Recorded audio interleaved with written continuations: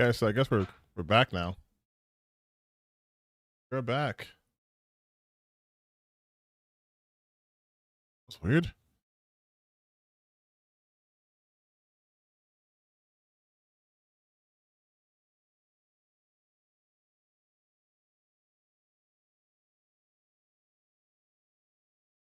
Are we back? I feel like we're back. Oh, I have to wait because I have, yeah. Okay, so that's fair. We are back. Yes, we are back. I don't even know what I was saying. I swear I was like in a groove and then suddenly the internet goes out.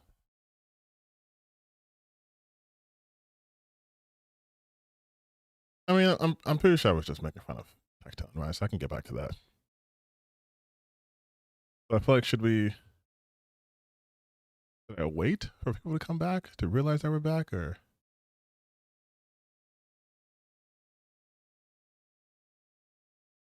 Yeah. Well, I guess I can just get back to it.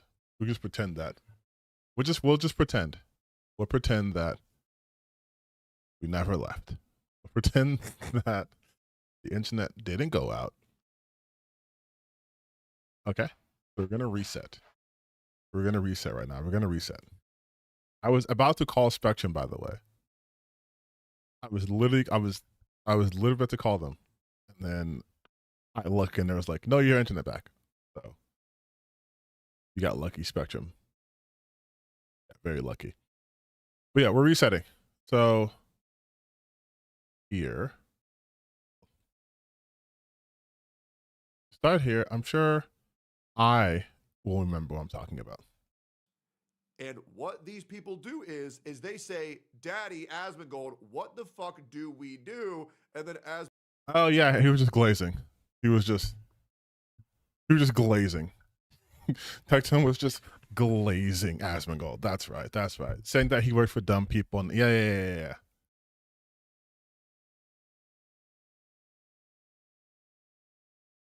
Wait. I'm looking at the chat on the screen, right, and it's heavy lie, the head that carries the crown. Asmund, he's built like that. He's taking showers and cleaning his house too, bro. The dude's gonna be a force of nature in 5 years. People work much harder jobs, 6 to 8 hours a day. Yeah, facts. Big facts. Big facts. All right. Asmongold tells them what to do, and then they do it. Now, there's a lot of people that can pretend that they're on the same level as Asmund in these meetings, but they're fucking not. Every meeting I've ever been a part of. He's just glazing. Oh my god, bro. Leadership position in another. Oh my god, bro. Are you just glazing the whole video? And I hope that I've helped him even 1% of how much he's helped me. I greatly appreciate. Jesus Christ, dude. Fucking 4 minutes of glaze. Good ass dude, and that's which some people say is a horrible quality of mine. That I always have my friends back, but I do. Oh my god, dude. Like if you've been good to me, I will always be good to you. It's probably a lie. Let's keep going here. And he took a break from watching this other video, which I think is like only like 2 minutes long.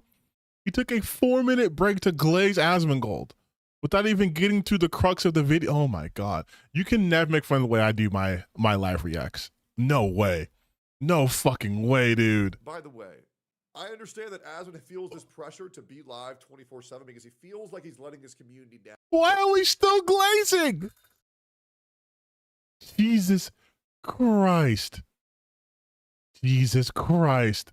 He didn't even get to the video again. He just went by the way. Good God, bro. Starting OnlyFans, they go crazy for that.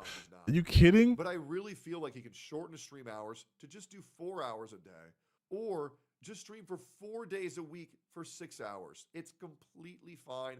Just have scheduled days off, but this going live every oh my god, bro. Asmund does want kids. Oh, bro, why are you talking about his shit? It's time for Asmund to find a act and treats him well, but obviously it's not my place to say. Oh my god, you've been saying it. You know, I just feel he often says, no, oh my god, live with Asmongold. There's, and there's no For me to do. Jesus Christ. You cannot say I'm the same way. No way. No way. No way. No way. Listen, have I taken like an insane amount of time to react to a video that's not even half the length of my reaction? Of course. But I at least go into like, I think I have a pretty good pace when it comes to stopping and talking and then watching it. 5 minutes have gone by. We have moved the needle of the Asmongold video 2 seconds. 2 seconds. Unbelievable. And you deserve a break. I mean, and if I take a break, it's probably going to be for a really long time, honestly, like probably months. Like I don't. I will say, nothing is more boring in this world than Asmongold going on break. Now, there's a reason, and Jesus Christ. You guys, listen, I think at this point, man, I think I'd rather try to watch a Nux talking video. Like, my brother in Christ, all you're doing is glazing. Nothing would be more boring in the world than Asmongold on break. Are you also a loser with nothing else happening in your life? I'm going to play Dead Taken a little bit. I have a vacation coming up. I have things I do outside of this. What do you mean? The most boring thing in the world would be for Asmongold to go away? This is the level of an Asmongold fan / orbiter. Like, the glaze is so strong that they are like, without my Lord and Savior Asmongold, life has no meaning. Like, what the fuck, dude? everybody here knows it. The reason why I upload 5 times every single fucking day, or at least I try to, is to keep people at least moderately informed on what's going on and have somebody to talk about current events with. But man, when Asmon goes on break, it's fucking boring as shit, bro. It is. It is boring as shit, and no one will ever fill up his boots. No one. No, I mean, Jesus Christ, dude. It's been really bad. Jesus And Christ. I don't even want to, but I feel like life circumstances and what's been happening to me in my personal life, I just don't see a way to. I don't see a way to do all of that and not fucking continue killing myself, right? No, genuinely. Like, you understand everything that I just said that he did. Stream, manage 2 separate editing teams, upload 10 videos a day, run companies, be the figurehead of those companies every single time, because he just gets it. Try to do a little bit of exercise, take care of his health, and on top of What?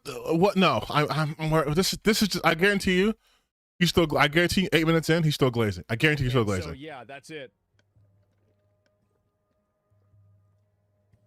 I don't know yet, but that's really 6 months. He's gonna pause and glaze I him. hope it would be that short. I don't know, man. 6 months being that short. Well, Asmon, you can't leave for 6 months. Bro. That's too long. Okay, because if you leave, they're gonna come to me.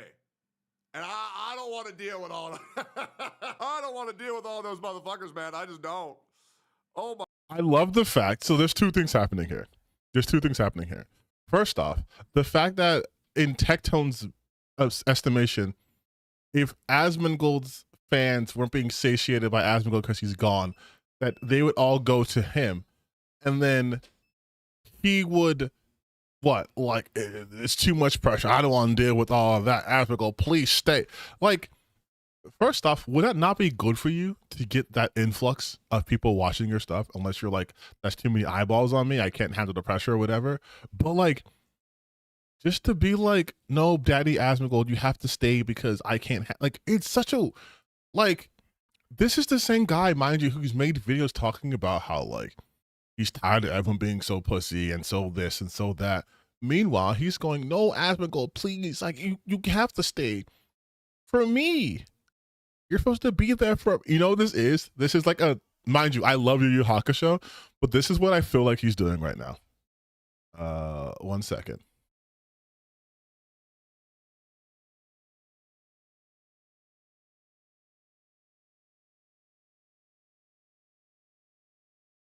This is what I feel like he's doing. Whoa. Like that's legitimately what he's doing. Mind you, again, I love Yu Yu Hakusho. It's my favorite anime. Over, egghead. Yeah, no scram. It's my favorite anime, but like, That's how he's acting. That's how he's moving. Like, he's like, no, you can't leave. You're supposed to be here for me. Like, Oh my God. Wait, no. Yo, wait, that's freaky. That gives me anxiety, dog. All the fucking haters, they're gonna come to me, man, because you're not live anymore. They all shit on you. Now I'm gonna get doubled up on. again, so arrogant. Textile, you go out of your way to try to be as abrasive as possible. And then whenever you get some pushback, well, I'm going to sue you now. You went on stream multiple times talking about how your dad's a fucking rapist.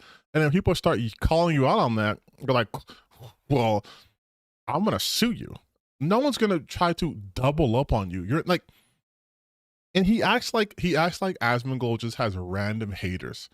As if Asmongold has never said anything worthy of ire or scorn, right? As if Asmongold's chat doesn't type DEI every time they see a black woman on screen. As if he hasn't created this environment of like just the worst kinds of people to proliferate. Like, he's like, oh, but if they leave, then they're gonna come for me. No one gives a shit about you, Tecton. No one's gonna. I promise you. People are gonna start coming for you because Asmongold's gone. I promise you, because he had left before and no one bothered you. No, I don't mean viewers. I just mean fucking retards who are gonna harass me every day, man. I'm gonna go bald. Oh. Take a week, bro. Well, I don't know. Take a breather for a bit. Well, I mean, I'll let you guys know that, like, I mean, the stream and everything, it's not.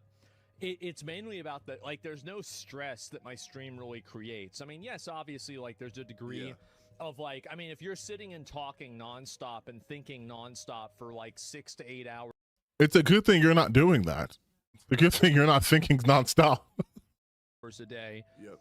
That is mentally draining. It is. It's mentally draining to do. And by the end of it, I'm pretty tired. Yep. But that's not really the reason why. It's everything else besides that. And so, yeah, you're always on. Yeah, you don't. It's a bandwidth issue, but it's mainly the time, right? It is. And that's really what's going on. Great. Break? Yeah, I have no idea. Great insight. Again, this is how Asmongold reacts. They're just like, it is. Yeah. Like, you already said this in your 5-minute glazing session, your first 5-minute glazing session. You could skip this. You could legit just skip this. Nothing of value is lost here. Look, we're skipping it. And fall asleep on the floor. That's it. That's all I do. Jesus. But hold on. I'm so tired and exhausted. I just eat my food and fall asleep on the floor. That's it. That's all I do. That's self-inflicted. Like, I'm sorry. I'm not gonna feel fucking bad that a multi-millionaire does this to themselves. You could literally just be like, I need to slow down. Let me. Here's the thing, though, and this is what I was saying before, earlier in my stream, before Spectrum decided to get rid of my internet. These people have nothing outside of this, right? Nothing outside. Let's just say the work. They have nothing outside of work. So because they have nothing outside of work, they just keep working because they do nothing else. Asmongold does nothing else but this. So that's why he's in this situation. I work for a living. Most of you guys watching also have jobs, right? But I promise you guys also have things you do outside of that, right? You might read a book. You might go to a movie. You might watch TV, go to the gym, go for walks, play with your pets. And if you have children, play with your children. If you're married, you spend time with your wife. You might go on vacation, do other stuff too. Because that's what normal people do. Normal people don't work 12 hours a day and then just sleep on the floor and then go back to work and then do nothing outside of that. Miserable people do that, which is why you always hear me saying, I would never want to switch positions with someone like Asmongold. Even though he has way more wealth and notoriety and reach than I do, he's miserable. Like, again, listen to this. Like most days, by the time that I get home, I'm so tired and exhausted, I just eat my food and fall asleep on the floor. Like, that's not a happy person's life. That's a miserable person's existence. Like yesterday, I went to the gym after work and I was tired, but I didn't fall asleep on the floor. I watched War of the Worlds with my girlfriend, which I will do a video on my second channel, maybe like tomorrow or whatever. But I did stuff. We had hung out. Like we did things. He doesn't do that because he has nothing. It's misery. They're miserable people.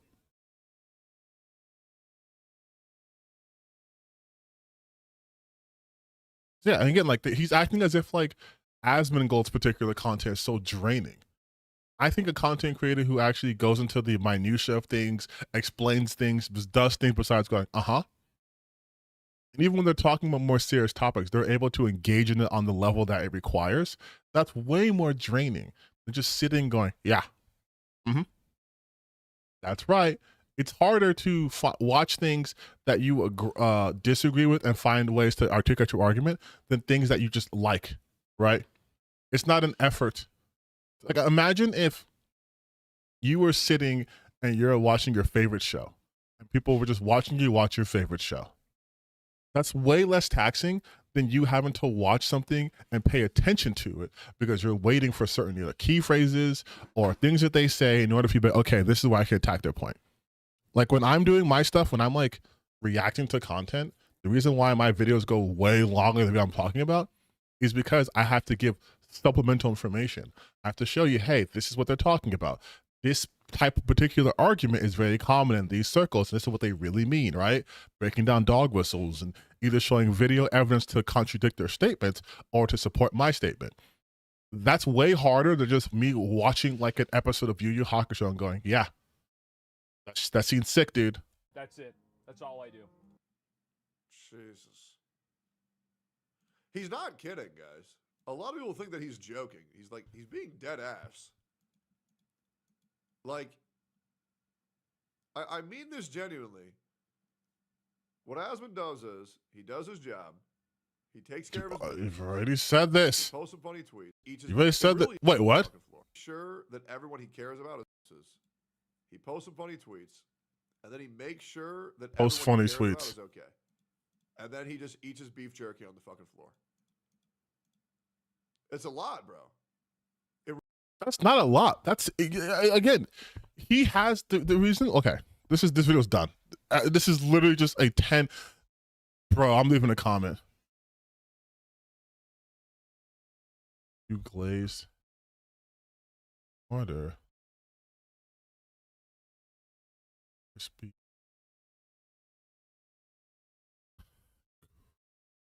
The fuck, dude? Like.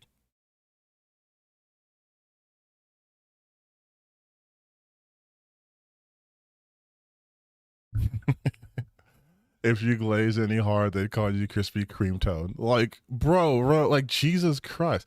But like,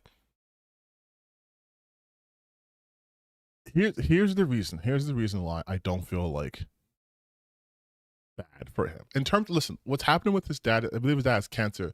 That sucks, and I'm not going to make fun of that at all. I'm not going to address that. Okay, that's not what any of this is about. But as far as how he goes,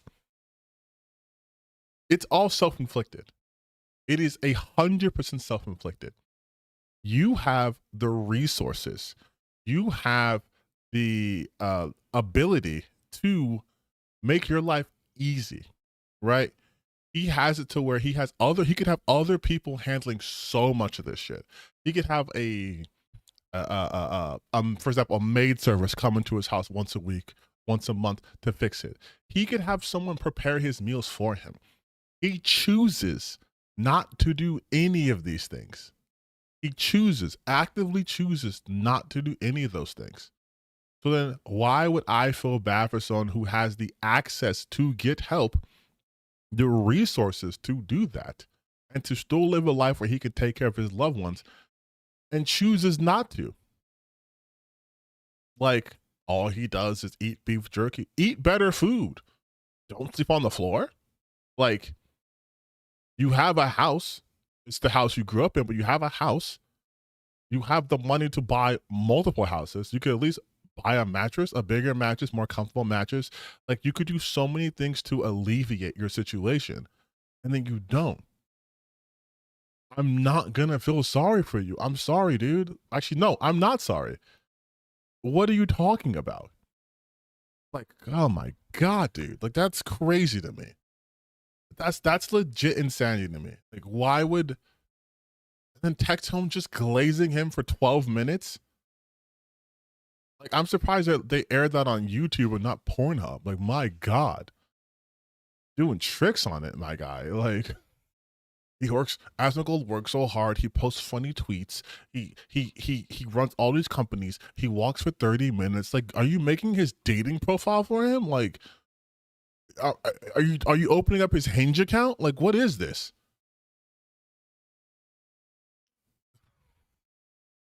God damn, man.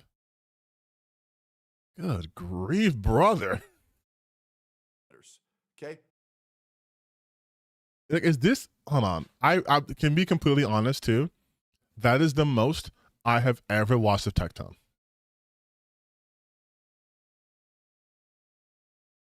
Like, that is the most I've ever watched of his.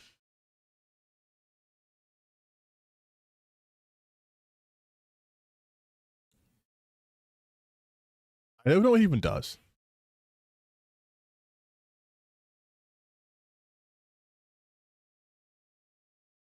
Oh no, he's he oh my God, dude.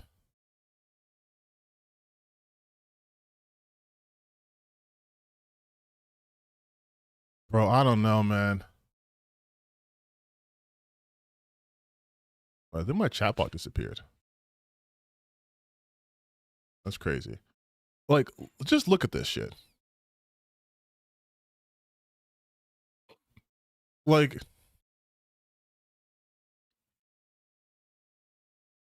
they're protecting pedophiles. You mean the government is, right?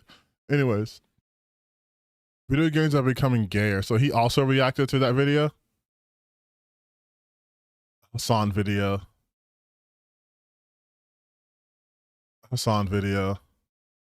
Mutar. Hassan. Markiplier. Oh, that's, oh wow, he went and stretched out Hassan. 2 days. We're so back. It's just like, it's over. Kai Sanchez had to, like,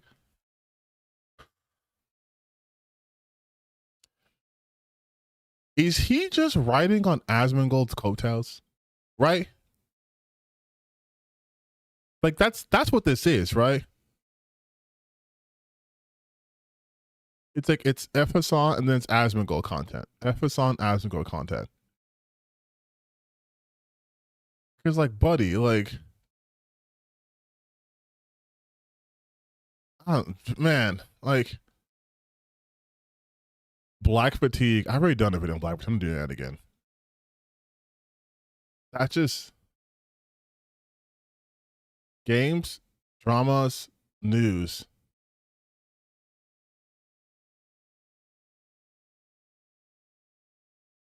Like, okay, man. But, like, it just feels like, it does feel like a little bit of coattail riding, man.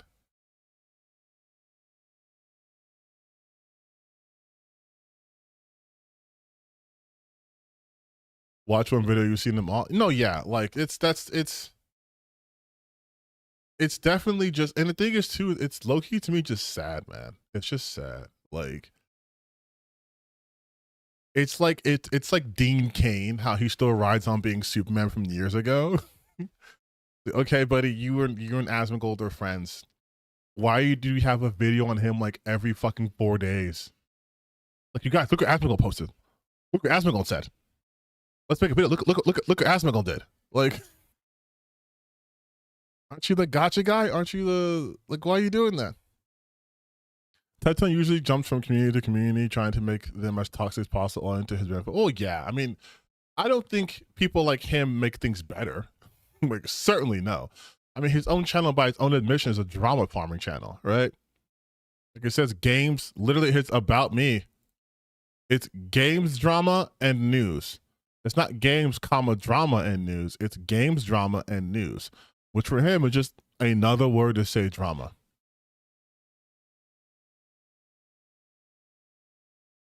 Because, and here's the thing, right?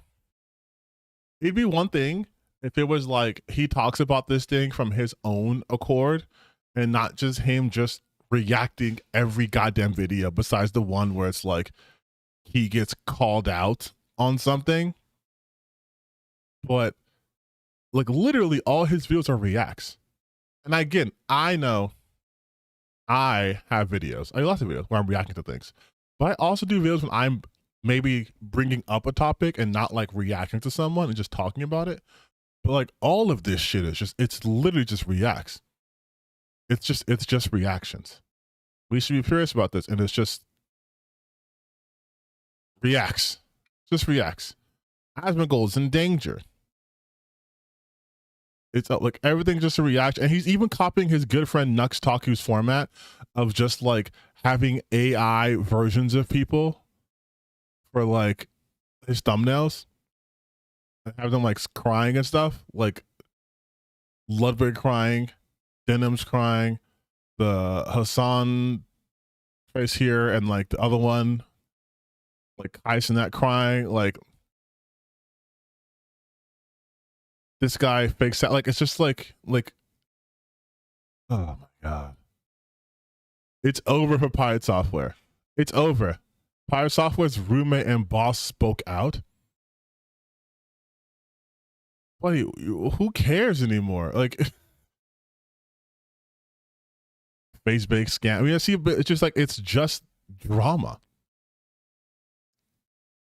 And he says he likes to upload daily to inform you, informing that Hassan has lost his mind, or that the biggest whore on the planet has no shame, or the biggest R word in gacha gaming. Really informative stuff here. Man, what would I do without knowing how dating in 2025 is like? Or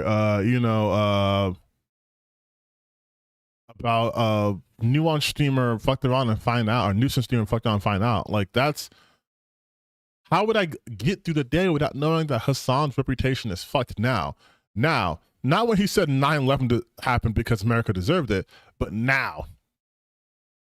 Our word TikToker tried to ruin a viewer's life on stream. Women be crazy. Their response is diabolical.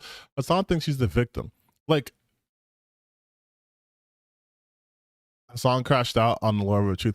I am so lucky I am not a fucking pathetic loser like this. Like, I am, thank God. Thank God I don't have to like trick women to liking me by using like money or manipulative tactics. Thank God people actually want to hang around me because I'm a human being who's nice and not like a piece of shit. Oh my God, dude. Like, thank you. Thank you, God, for making me how I am. Praise to Vishnu. Praise Allah. Praise fucking Zeus. All of them. Like I could not live like that. Like it's crazy to me. It's just like I was talking about earlier. And again, I must be doing something wrong because I'm not getting like hundreds of thousands of views like that. But like, you can't like this, right? Like, that's bad content in my eyes. That's really bad content. Like it's just you hating shit.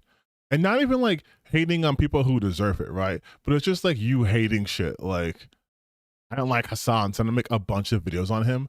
I don't like a lot of people, but I don't dedicate my channel to making videos on them with that frequency. Like here, let's go to my channel.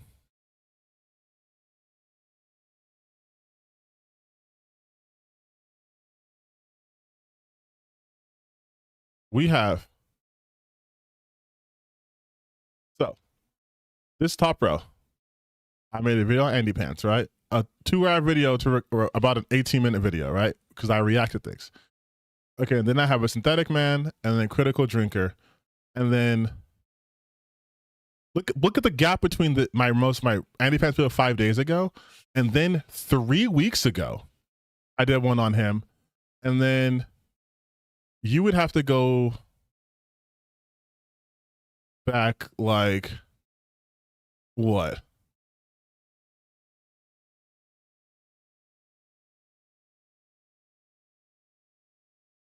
Jesus.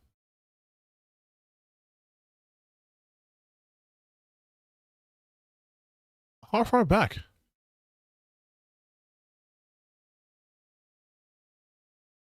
$10 months ago. So from 3 weeks ago, I did one 5 days ago, then 3 weeks ago, then 10 months ago. So I've only made what, like 3 dedicated videos to Andy, 4 because of the debate he had with Ackman, right? So 4 videos dedicated to one person in over 10 months. Meanwhile, you go to Tectone's channel.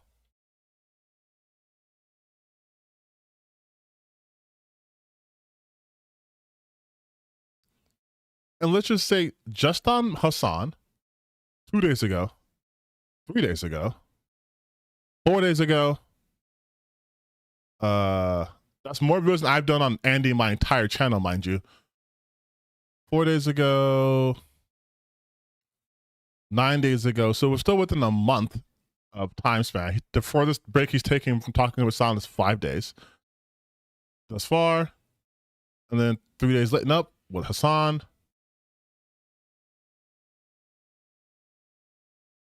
So let's just say within the month, he's mentioned Hassan. That's like what, 7, 8 times already?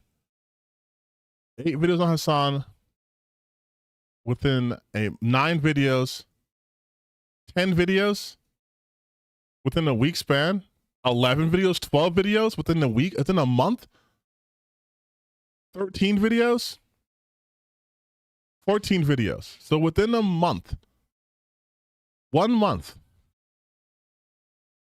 you have like 13 videos on him. 13 videos.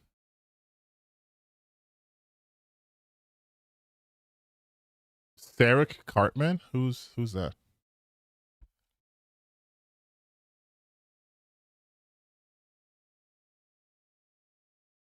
Oh, Sarek Artman.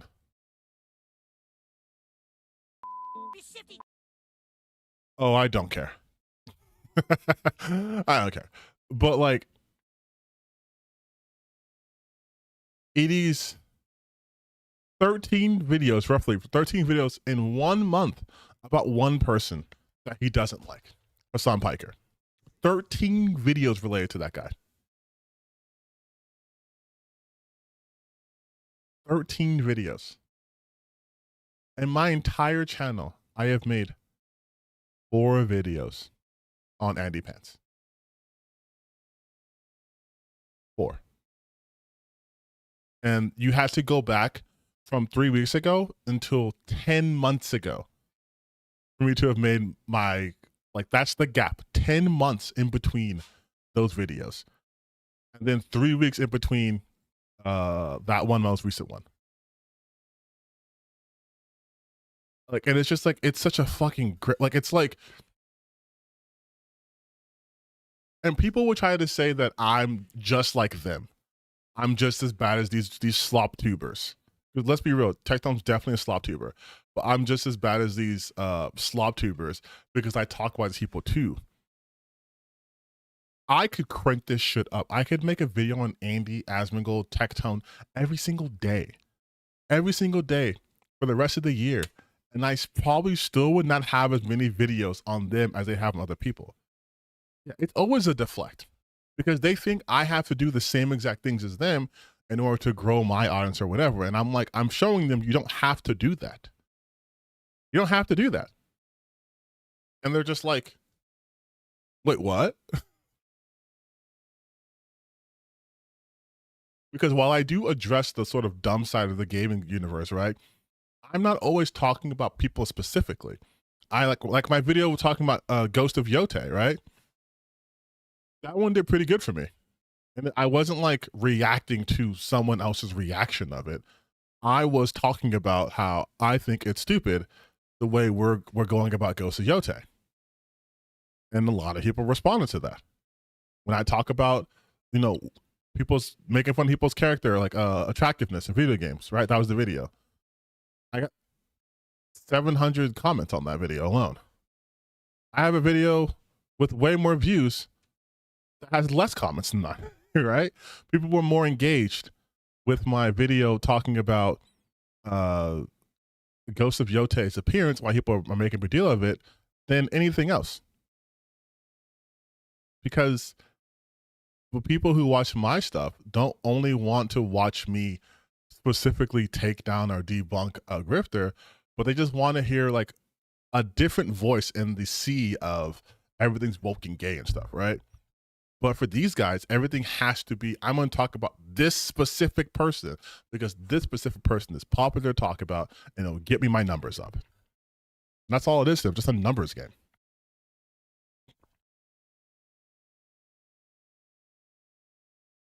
And I guess, like, you know, if that was my job, I'd have to do that too, right? But thankfully it's not. I haven't put myself in this corner.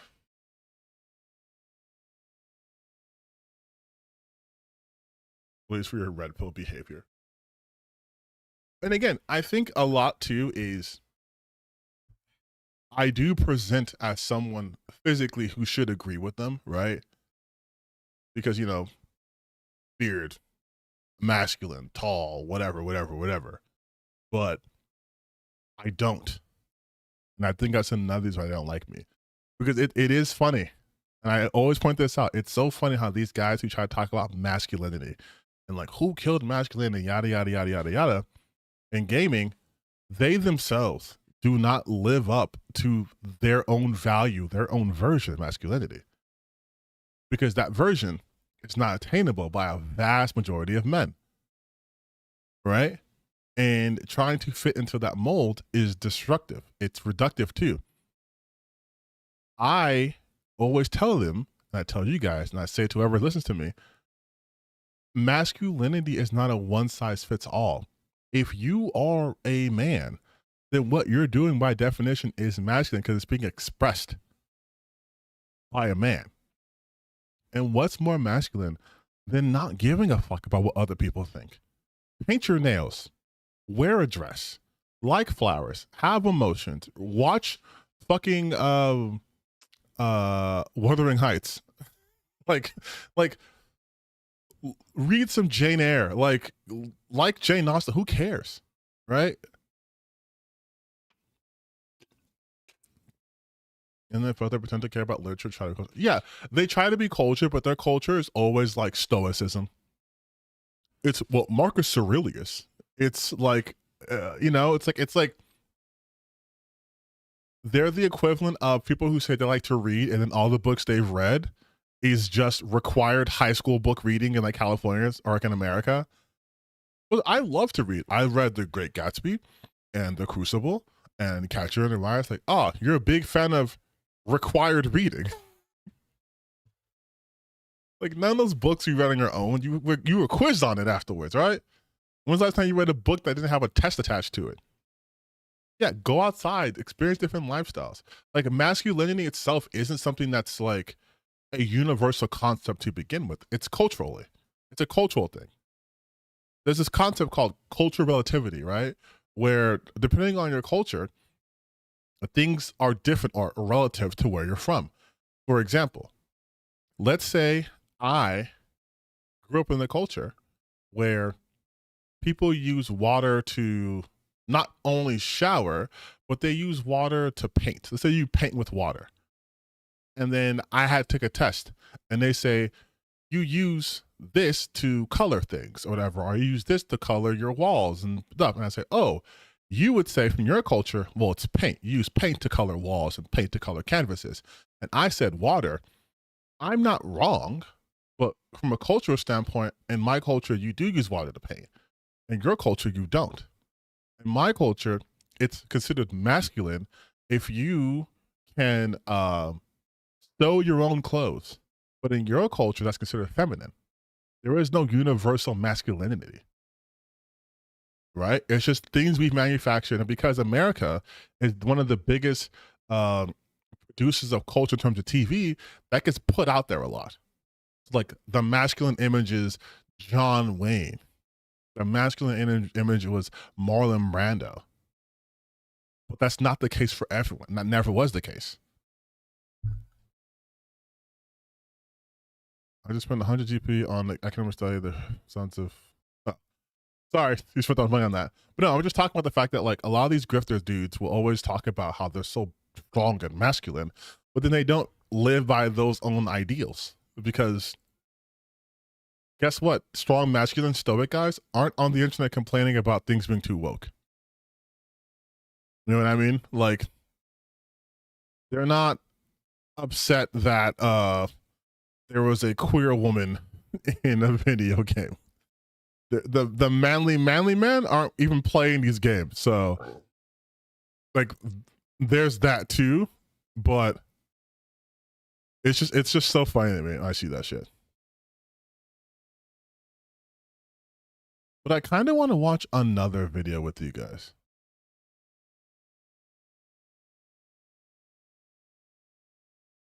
Because we didn't make it to 5,000 subscribers by ourselves.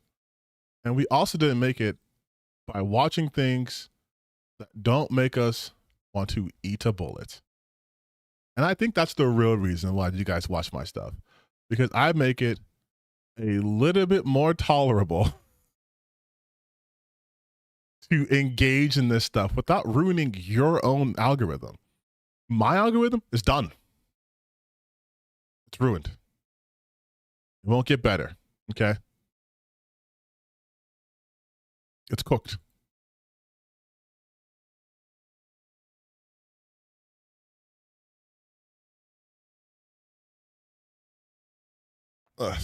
Honestly, yeah, it helps. Yeah, I know. I know this. I know the service I provide. You get to get in the mud without getting dirty, right? That's what it is. But that's how we got to where we are. So I'm okay with it. I have mental issues where I seek this out. So no harm, no foul. But I can legitimately only do this kind of stuff because not only of the support of you guys, but like my real life support. Like again, I was talking about earlier in my Q&A portion of the stream that I have people who support me and love me. So like this type of shit is light work. And I was kind of already doing this without anyone watching, which sounds weird. Sounds weird to say, but it's true.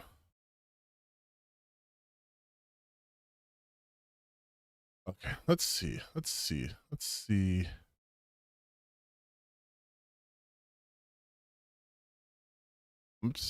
who else. We've already done Andy. We've done. Oh, how about my goat? What's my goat up to?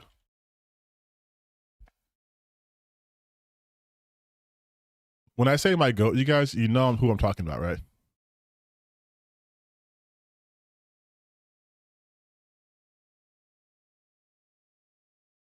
Oh, he has nothing new. Damn.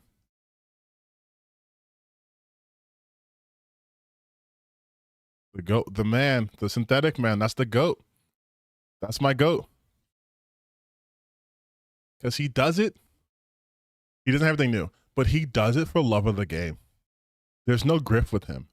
It's pure misery. Like there is no like, oh man, if I do this, I'll get more. Nah, it's just pure 100% uncut loser. Like there's no shame. There is no like, I'm doing it for, yep, that's him. Nazi incel. That's the goat. That's the goat. He's goated. It's just, there is, so for the longest time, I wanted to do like a grifter tier list and I was going to put him on it, but like, he's not a grifter. Like he'd be like S plus rank because no one could reach him. He's not doing this because he was like originally a retro YouTuber, which seems to be the path for a lot of them. Like a retro YouTuber, like bro was just born to the game different. He was just built different. Exactly. He was just a natural born incel. He just never evolved. All his views are terrible. All his opinions are bad. He can't analyze for shit. But he's not doing it because it makes him money. He's doing that because that is who he is. And I gotta respect it. I gotta respect it. Like, that's the goat right there. And I've already done Andy. I've already done Tectone. I think who I haven't talked about in a long time. I want to see how they're doing. You know what? Why don't we just run through the list? How's Atreus doing?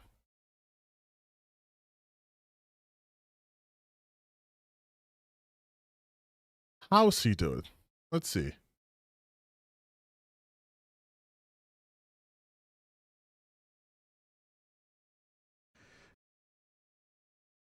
No. Let's do.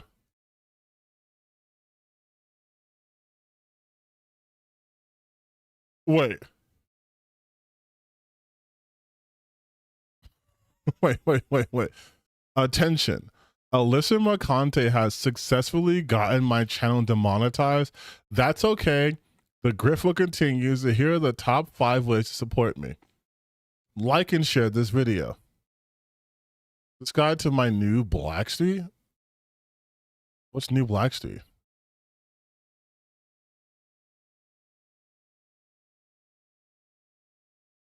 We're just some guys who take the labels given to us and turn them back at people. We love games, movies, and TV shows, anime, and all that. We discuss it weekly on Fridays, 7 to 9 Central Time, and sporadically on other days. Come sub and talk with us.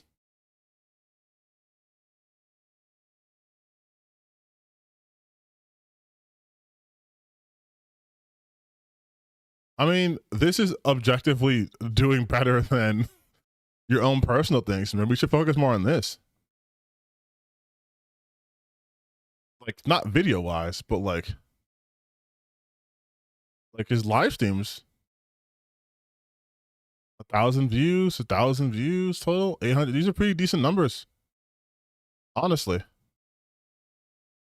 Like, I'm not even making a joke. And he seems to be getting lots of collabs here. Or is it just people he's putting on the cover? Ironheart's trash. Elio. Okay, no, he was on the cover because this person he has right here would never go on this stream. But never mind. But like, I'm sorry, wasn't 8-Bit Eric on the cover of one of his things? Yeah, like he would go on the stream. Yeah. He would definitely. And so would Verida. Yeah, it's people who like you would expect, I guess. Is that Toasty? Let me mute it because I want to hear them talking. Yeah, it's Toasty. Okay. Tyro Anthony Mackie, Alyssa Mercante, Dom. Oh, she was on them for a minute. Jesus Christ.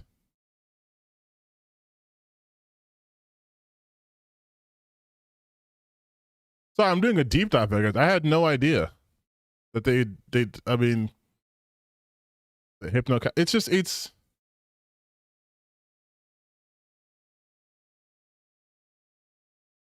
see, but he has Paris on the cover.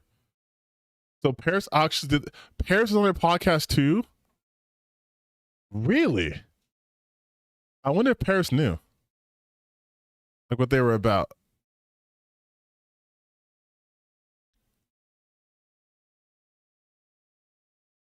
That's so weird. Anyways.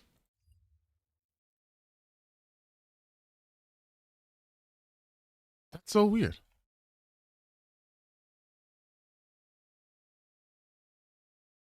Oh no, let's go back though. Let's go back.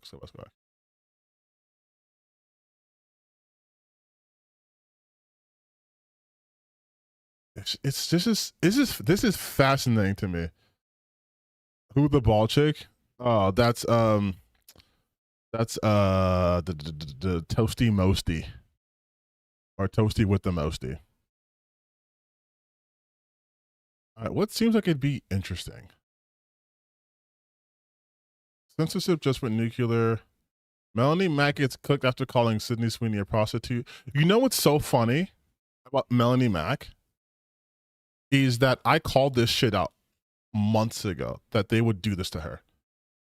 because she's a woman in their space. And the minute she's not convenient for them, they turn on her. I know I said that. I know I did that. It was this video, all right?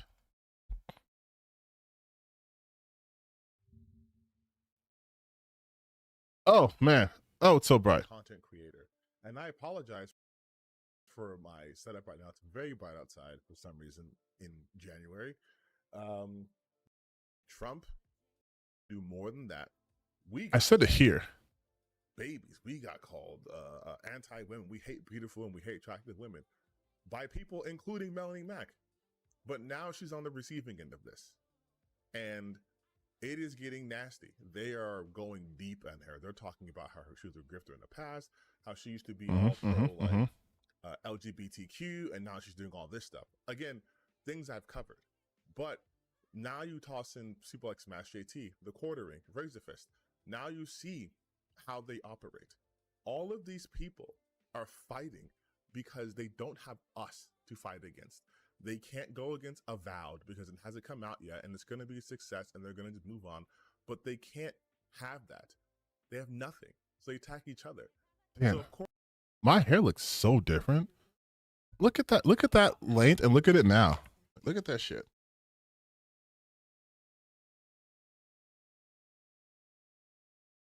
And that was just earlier this year. This was in fucking January. Oh, 6 months ago. 6 months of growth. Nutty. But no, I mentioned it here. I'm like, the way they attack her is because she's Violet, a woman. Not coming to PC because they don't want run away. Team Kill Team, whatever. Same company that just put out Dragon Age, right? Because potentially, wait, what did I say? As if Melanie Mack doesn't have countless of drama farming video, as if Grums doesn't have a near like fucking, and then Melanie Mack went private of just tweets recently because of MCR tweets she had and trying to cause drama and attacking people. Like the level of cognitive dissonance that's happened. Got his account canceled, and so I said that I prefer Metal Gear Solid 4 over 5. Everything's content for them. And when your life is content above all else, this is where you end up. People who you thought were your friends are now using you for content and calling you out of your name. Yep. And again, it's no surprise that Melanie Mack is getting the brunt of it because Melanie Mack is a woman.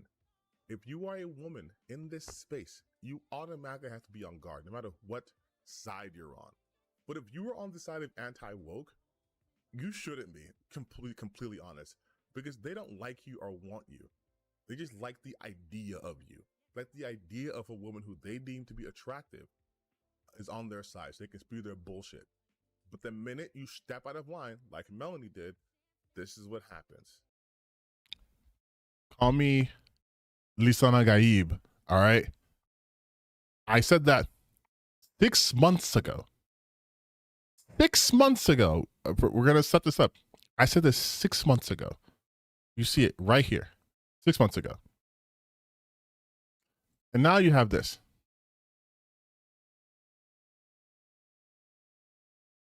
I wanted to make this video. I wrestled with it for a couple of days because, you know, I like Melanie Mack.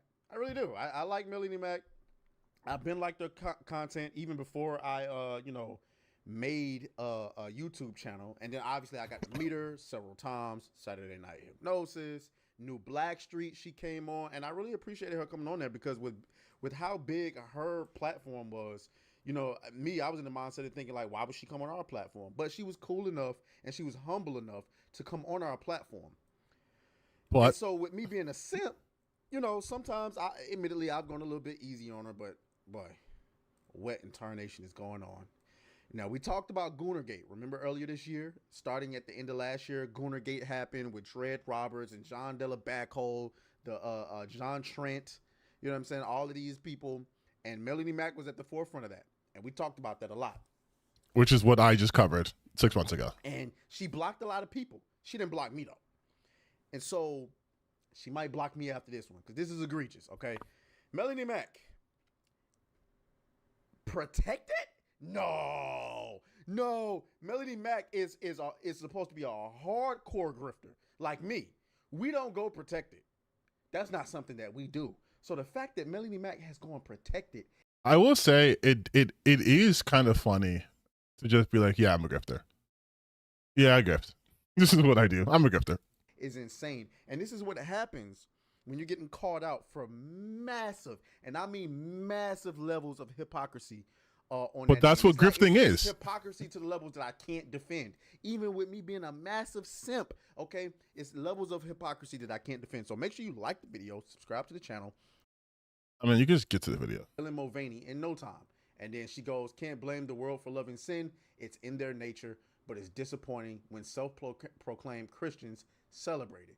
So yeah, This is if you go into the comment section, the Okay, fact of yeah. the matter is they just don't look as good as her. Also couple that with the fact that a great many of your videos and pictures are of you showing some skin. I'm sorry. Again, I want to reiterate, I have no problem with Melanie Mack. I just got to call a spade. Bro,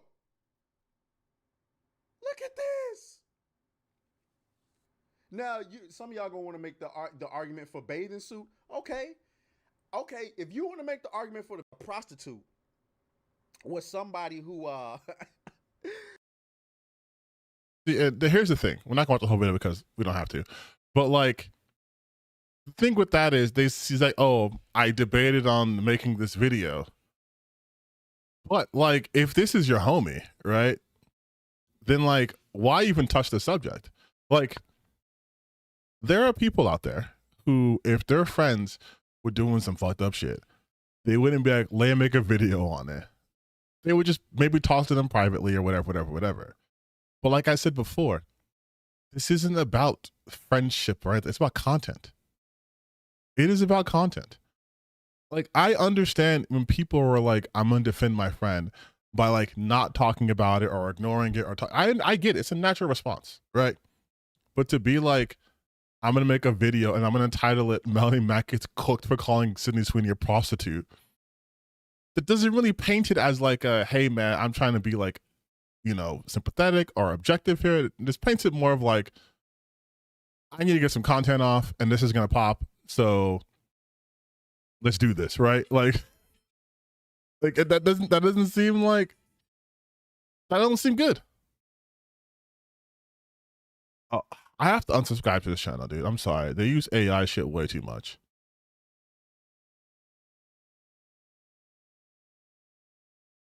I hate that shit. I hate shit.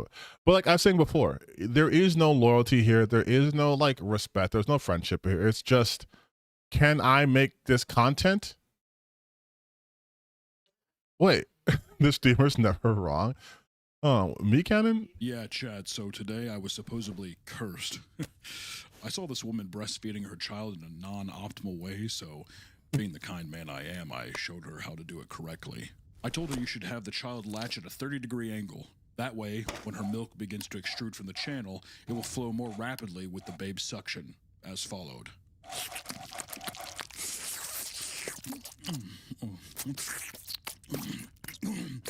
Okay.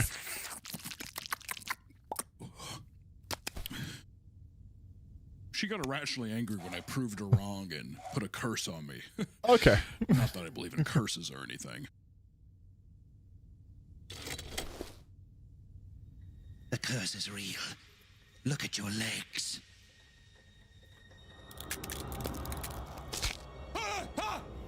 I can barely feel it. Pain is actually an illusion played on by the mind that... What the You fool! Don't you see your arrogance? Need I remind you that's what got us fired from Blizzard? Yeah, so I worked at Blizzard for 7 years. Which is the meme. Listen, I'm not gonna lie. I know what me canon's about, but this is probably my first time watching a me canon video, and I'm so sorry without a trigger warning. But it gets disgusting. It gets disgusting. Also, baby hunger levels point. Oh my god. I barely think about it. It's actually funny, Chad. I'm considered the first, second generational hire at the company. Not that I even think about it. You're not even streaming right now. No, I knew that. I knew that, and I was just practicing before I go live. It's the most optimal way a streamer stays fresh when.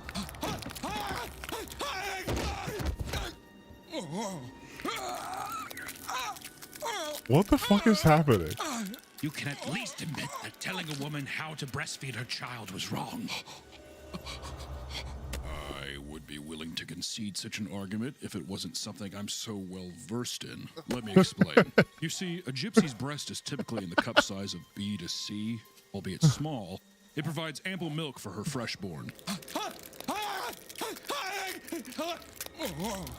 Oh, he's putting his foot in his mouth. I get it. Okay. Your ego All right. is going to kill us. Admit to yourself, you can be wrong. For us. I can be wrong. But I just think a mother should breastfeed her child.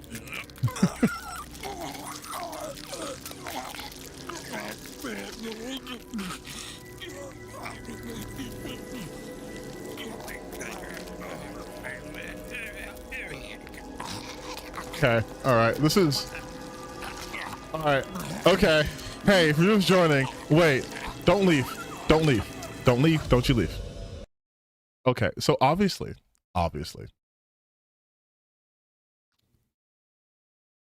they're talking about pirate software. I have talked about this before. And yes. Here, we'll go to big screen. We'll do this so you guys look at it, okay? All right? Listen. Okay. Listen. Hey. Hello. Hello, people who are just joining. Okay.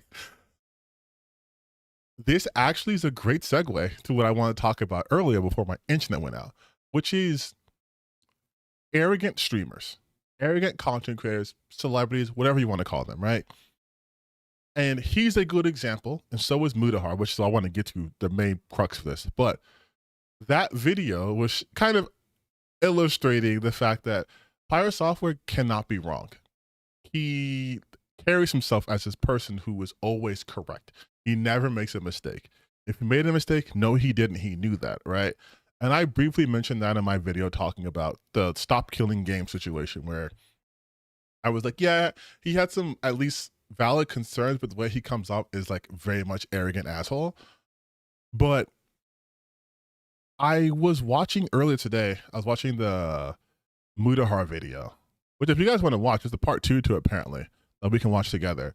But I was really interested in that because that video showed how Mudahar, for some reason, kept saying that he was like a computer engineer, and he's not. Like, he's not a computer engineer. He is not an engineer at all. He went to school and he like dropped out, but which is fine. Like, I don't know why but he kept throwing that title around as if that gave him authority, and he used that to make himself seem more knowledgeable on a topic than someone else because, you know, he has a degree in this. I don't throw around my degree and shit when I talk about like crime, right? I have a sociology degree, I have a degree in criminal justice, but you guys don't see me talking about that. In fact, you guys probably didn't even know I had a college degree, right? Because I don't talk about it because it's not really relevant to the things that I talk about, right? Like, but there are streamers out there, content creators, who I think are kind of really arrogant, and we let them be arrogant because we put them in this like bubble. We put them on this pedestal where there is no such thing as valid criticism. It is just, you're a hater, right? It's, you're a hater, and that's it, no matter what. I am not a psychologist, though I do understand people's behaviors, and I might be going back to school with my master's to get that, but I'm not a psychologist. My degree is in it's a sociology degree. I am a criminal justice. I have a BS in criminal justice. But you see how like that wouldn't give me any more it wouldn't give me more authority to talk about like the bullshit I'm seeing in gaming or what I'm seeing in like politics. Like I could be like, you know, as a criminal justice degree holder, I think that people complaining about DEI is dumb. It's like I don't need a degree to understand that concept. But yes, we keep rewarding people for such awful behaviors. And friend of the channel, Crimes New Roman, mentioned that in his video when he was talking about the Mango Ludwig situation, right? Where we do put these people in these bubbles, and we put them in these bubbles because they're either entertaining for us or they're really good at what they do, and because of that, they should be exempt from all criticisms. And I hate that so much. I hate the fact that this video that again that talks about Mudahar is going to be seen as just like a hater video and not like talking about the fact that, you know, he lied and he lied to his audience, and part of his growth as a content creator was people believing his takes because they thought that he was, you know, an actual engineer. So the things that he would say, they would take that at face value, right? But we, again, would just dismiss it because, well, you're just jealous because you don't have 3 million subscribers. You're doing this for clout. You're doing this to grow. You're doing this like, you can also just be critiquing someone who's wrong, right? Like, I'm not going to go out and assume I know the intention of the content creator I'm talking about here, right? Of Nick Andros, but he's raising valid concerns. He is showing that, yeah, someone like Mudahar for the last 10 years lied about being a content creator. Lied about, well, actually, he did lie being content creator, but he lied about being an engineer.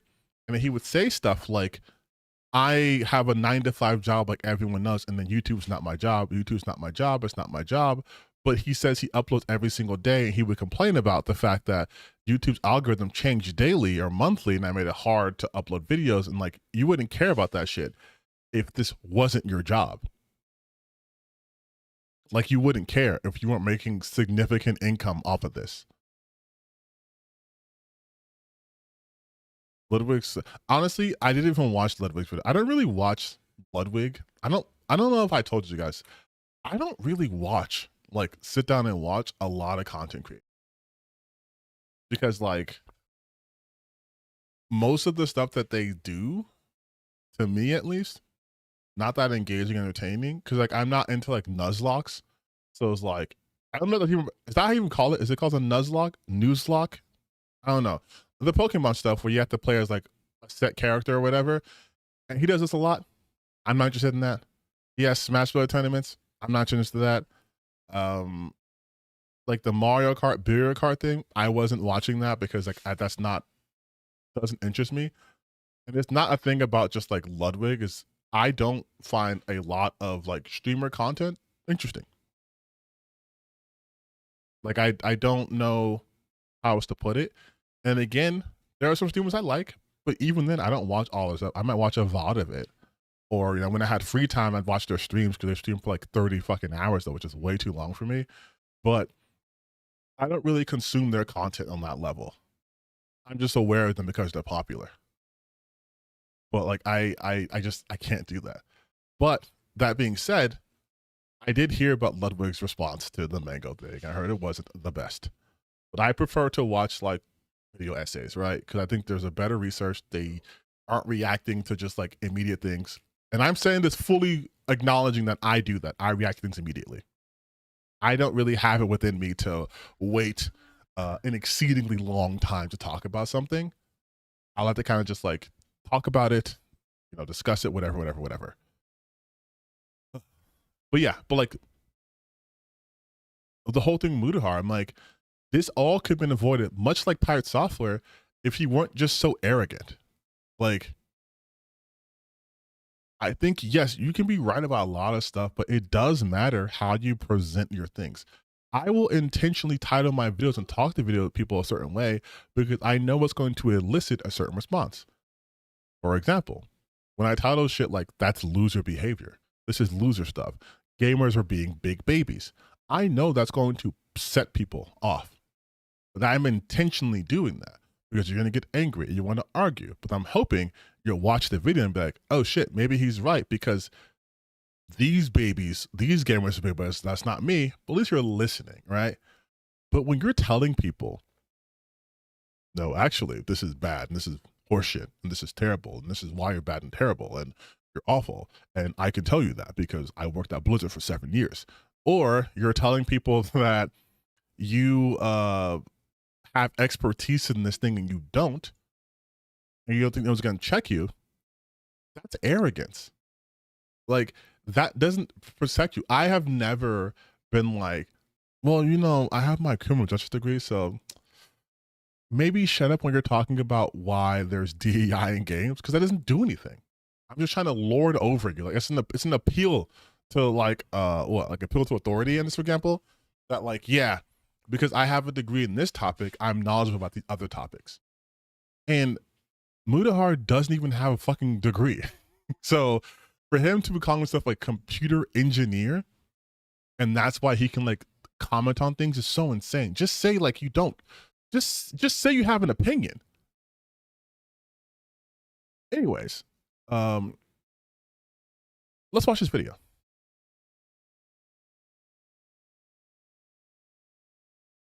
I'm Nicandros. You may have seen my previous video. Mutahar's been a fake engineer for 10 years. The video's been way more successful than I ever expected. I assumed it would simmer in the background for a month before I released my big video, but it blew up instantly, and Mutahar has responded. In the video, I exposed Mutahar for giving inconsistent statements about his educational background and qualifications. Did he go to university for computer engineering or computer science? Did he drop out after a semester, or does he leave it open to leave his audience to conclude he graduated? Oh, yeah. And like, if you want, you can watch the original video. I want to watch it because I've already seen it. But in that video, he shows the timeline. And Mutahar turned 18 in 2012. But then, according to his job history, he like was a computer engineer, and then he was like a video engineer, and now he like runs his own business. And all this happened in the span of like what, like 8 years. And I'm like, 18-year-old.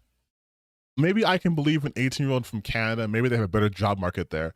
Immediately gets a job as a computer engineer without going fully through a computer engineer course because you dropped out of college. And then you're switching, now you're doing video editing. Okay. And now you have your own business. And now you're a day trader. And like, it just seems like in that short time span, that's a lot, dude. Sometimes he'll talk about STEM degrees while claiming to be an engineer and therefore biased in favor of them, despite the fact that he has no such degree. Is it bad if you don't get a STEM degree? Look, I'm gonna sound biased as fuck, but STEM degrees all the way. I'm gonna sound biased because, you know, as an engineer, like, you know, you want to get the degree that's gonna get you a job. Bro, he mentions being an engineer all the time. Not saying other degrees can't, but like, he mentions being an engineer the whole time. If he wasn't trying to be deceptive, why didn't he say, I don't have a degree, but I'm still an engineer? By the way, it does seem to be the case that merely holding yourself out to the public as an engineer is a violation of the law in Ontario where Mutahar lives, as Professional Engineers Ontario, a self-regulatory body, not a random engineer labor union, has day trading is a grift. He's the guy who's 8 years experience, entry level job. I mean, Linux nerd, it's an in-demand still, but yeah, like, I would say, right, it'd be more impressive, just in general, if you're like, hey, you know what? I got this engineering job, and I'm not an engineer. I didn't graduate as engineer, but I was self-taught enough. I think, isn't that Michael Reeves? Isn't he like self-taught? I'm pretty sure that's Michael Reeves right there, the whole thing. Michael Reeves degree? I think he doesn't have one, right?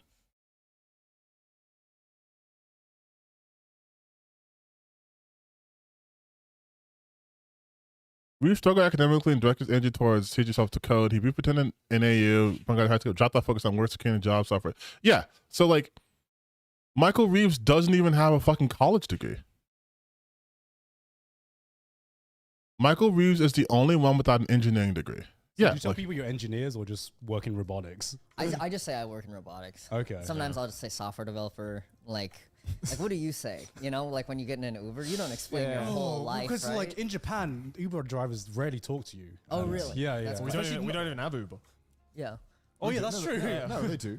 No, They do. They yeah, do. we do, but like it's like we have our Not the own same. version of Uber though. yeah, Right, yeah, right. we do, we do. Yeah. But Well, yeah, like- no, they're never. Like if you Shut up. take a black cab, they're more. It's weird up. how that like the sat nav. They always keeps going like drop Connor off into, and I'm like, whoa, that's weird. It's saying I am a Wow. That's real so estate five-head. agent. Yeah, it was genius. yeah, it's though. so genius. Yeah. Wait. That's where we're like opposites. I don't have an engineering degree.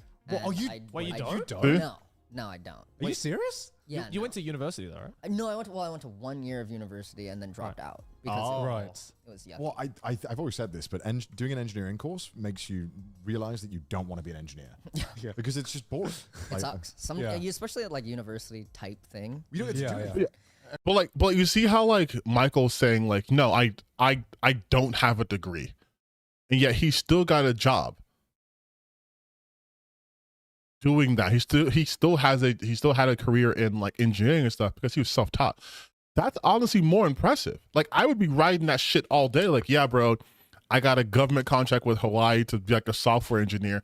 I never even fucking graduated from college. Like that's legit. But to go the Mudahar route and being like, no, I'm not a self-taught Linux coder or wherever the fuck. I actually am a computer engineer. Computer engineer requires a degree. Like that's what I'm confused at. Like it's a bigger flex to be like, nah, bro, I didn't have to go to that bullshit, and I still got it in. Like that's way more impressive to me. Fined a politician in 2016 for introducing himself as an engineer on television when he wasn't a licensed engineer. Do note that this person used to be a fully licensed engineer, degree-holding professional engineer, but because he was no longer licensed, he lost the right to call himself an engineer. There is no jail time for breaking this law, only a fine if you refuse to cease misusing this protected title. Despite admitting at points that he Mutahar's was done a like former 1,000 engineer, times. that he was a dropout, Mutahar was introducing himself as an engineer as recently as June of 2025. I feel like a doctor trying to explain like how fucking medical procedures work as an engineer, telling people that AI is like. And at times, he Oh, we're gonna also watch some ordinary gamers video. I feel like I have to at this point. I feel like I have to. leaned on these credentials to sound more authoritative. I also constructed a timeline which demonstrated that Yeah, this is what I was talking about. Also, Space, I also wish people could just say, I don't fucking know. I don't know. Listen, what my knowledge of computer programming is like there's ones and zeros and lines of code. And one time when I was younger, I was playing those Mugen emulators and I was able to add characters to the roster and I could edit some characters' health and damage. And one time I was able to input a certain animations that look like a cool combo. And it wasn't well implemented.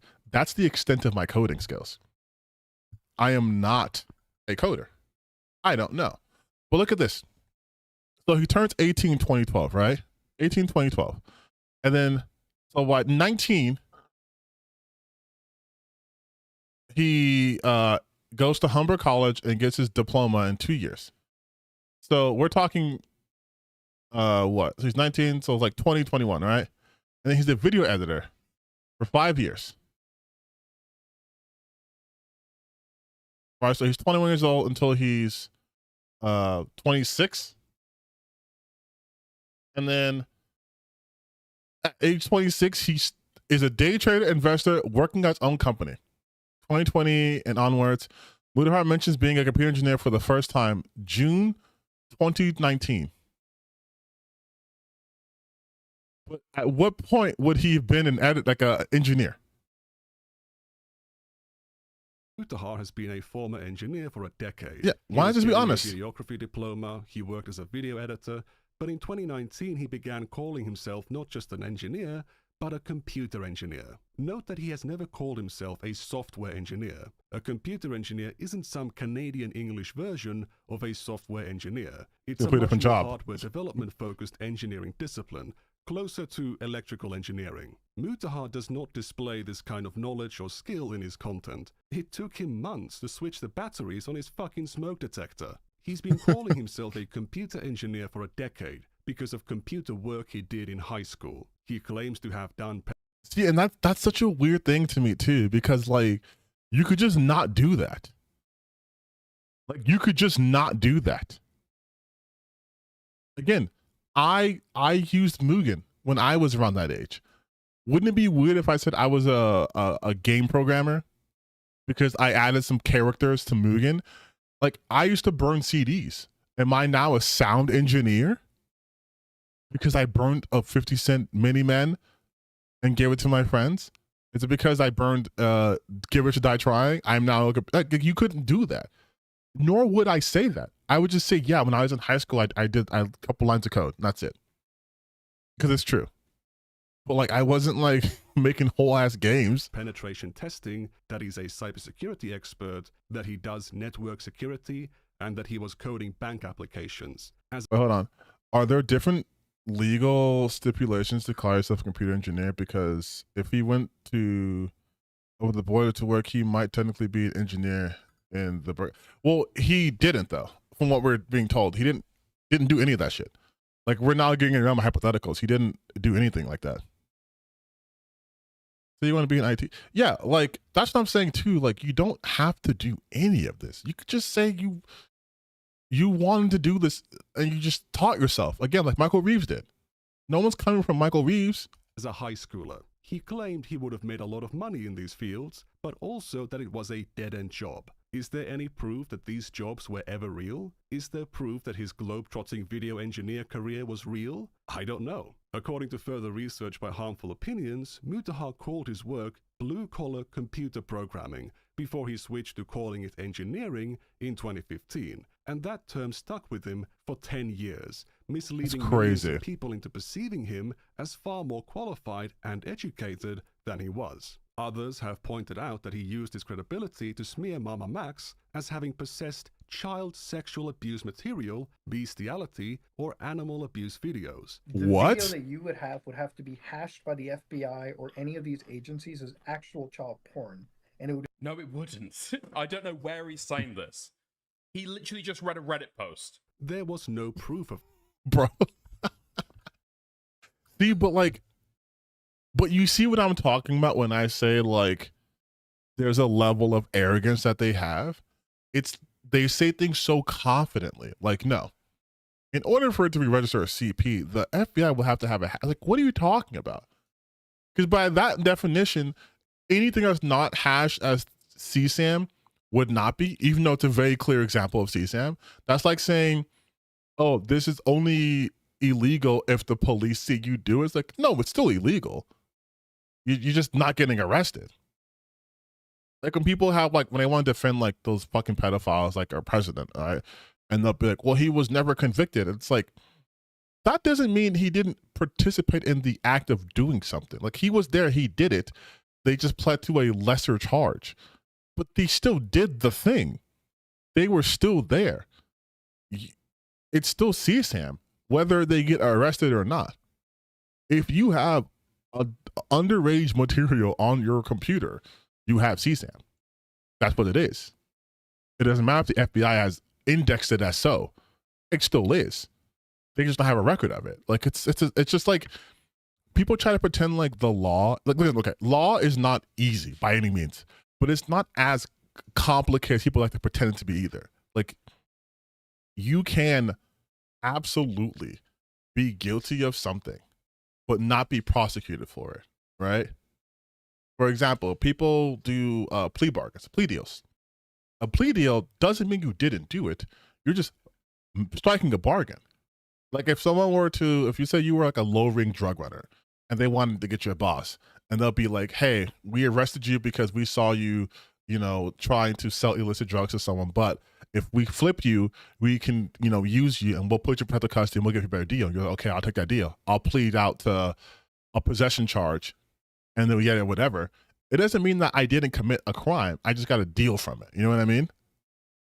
Like you don't have to be it's such a weird of this. The only reason he was believed was because he was perceived to have these high credentials. Mutahar's initial response to my video was to ban the word engineer from his comments. When that didn't succeed, he stopped uploading for a week and went quiet on social media. So at this point, you know, we're about like a week into not crapping, right? He did private a video which harmful opinions covered in one of his videos, and he wiped an entire channel of podcasts he used to do with his friends, meaning that he was following this quite closely behind the scenes. Now he's back, and he's made a 2-minute response buried 3 minutes into a random 32-minute video. Let's see it. Now YouTube's pretty much engineered, I would say, in their mind, it seems a pretty foolproof way of isolating kiddies from adults.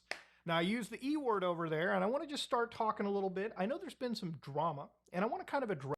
I love that. I love when content creators will be like, there's some drama going around. Because by phrasing it and framing it that way, they make it seem silly.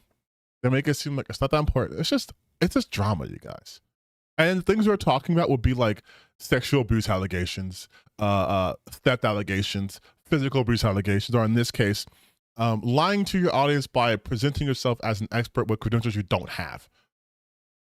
And like, while it's not earth-shattering, it's still fairly serious because you've built yourself, this reputation of yourself, your channel, on the idea that you have experience in what you're talking about. So like, people should listen to you. In fact, I'm pretty sure I don't know why I remember this.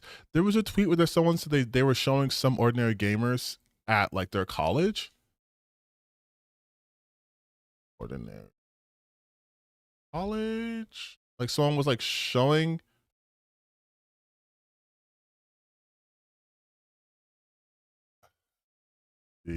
at college. I swear to God, there was someone who was like, my college is playing some ordinary a gamer video.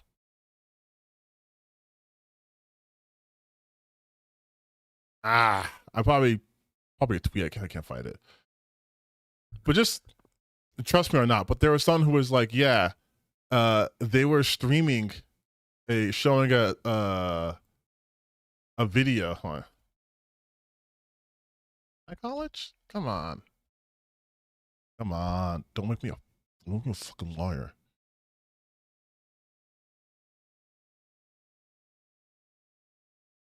No, it's not that.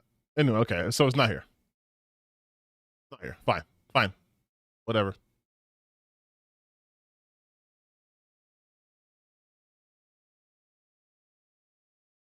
All right, it's not here. But just trust me, that was a tweet. But anyways, it's insane to me that like he's trying to just play it, but just like it's just drama. Oh no, what happened?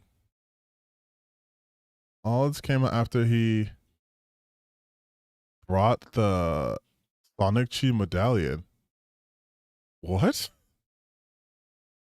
Rest things here really quickly. So obviously, I have been calling myself a engineer, in some cases a programmer, a cybersecurity engineer, whatever you can call it.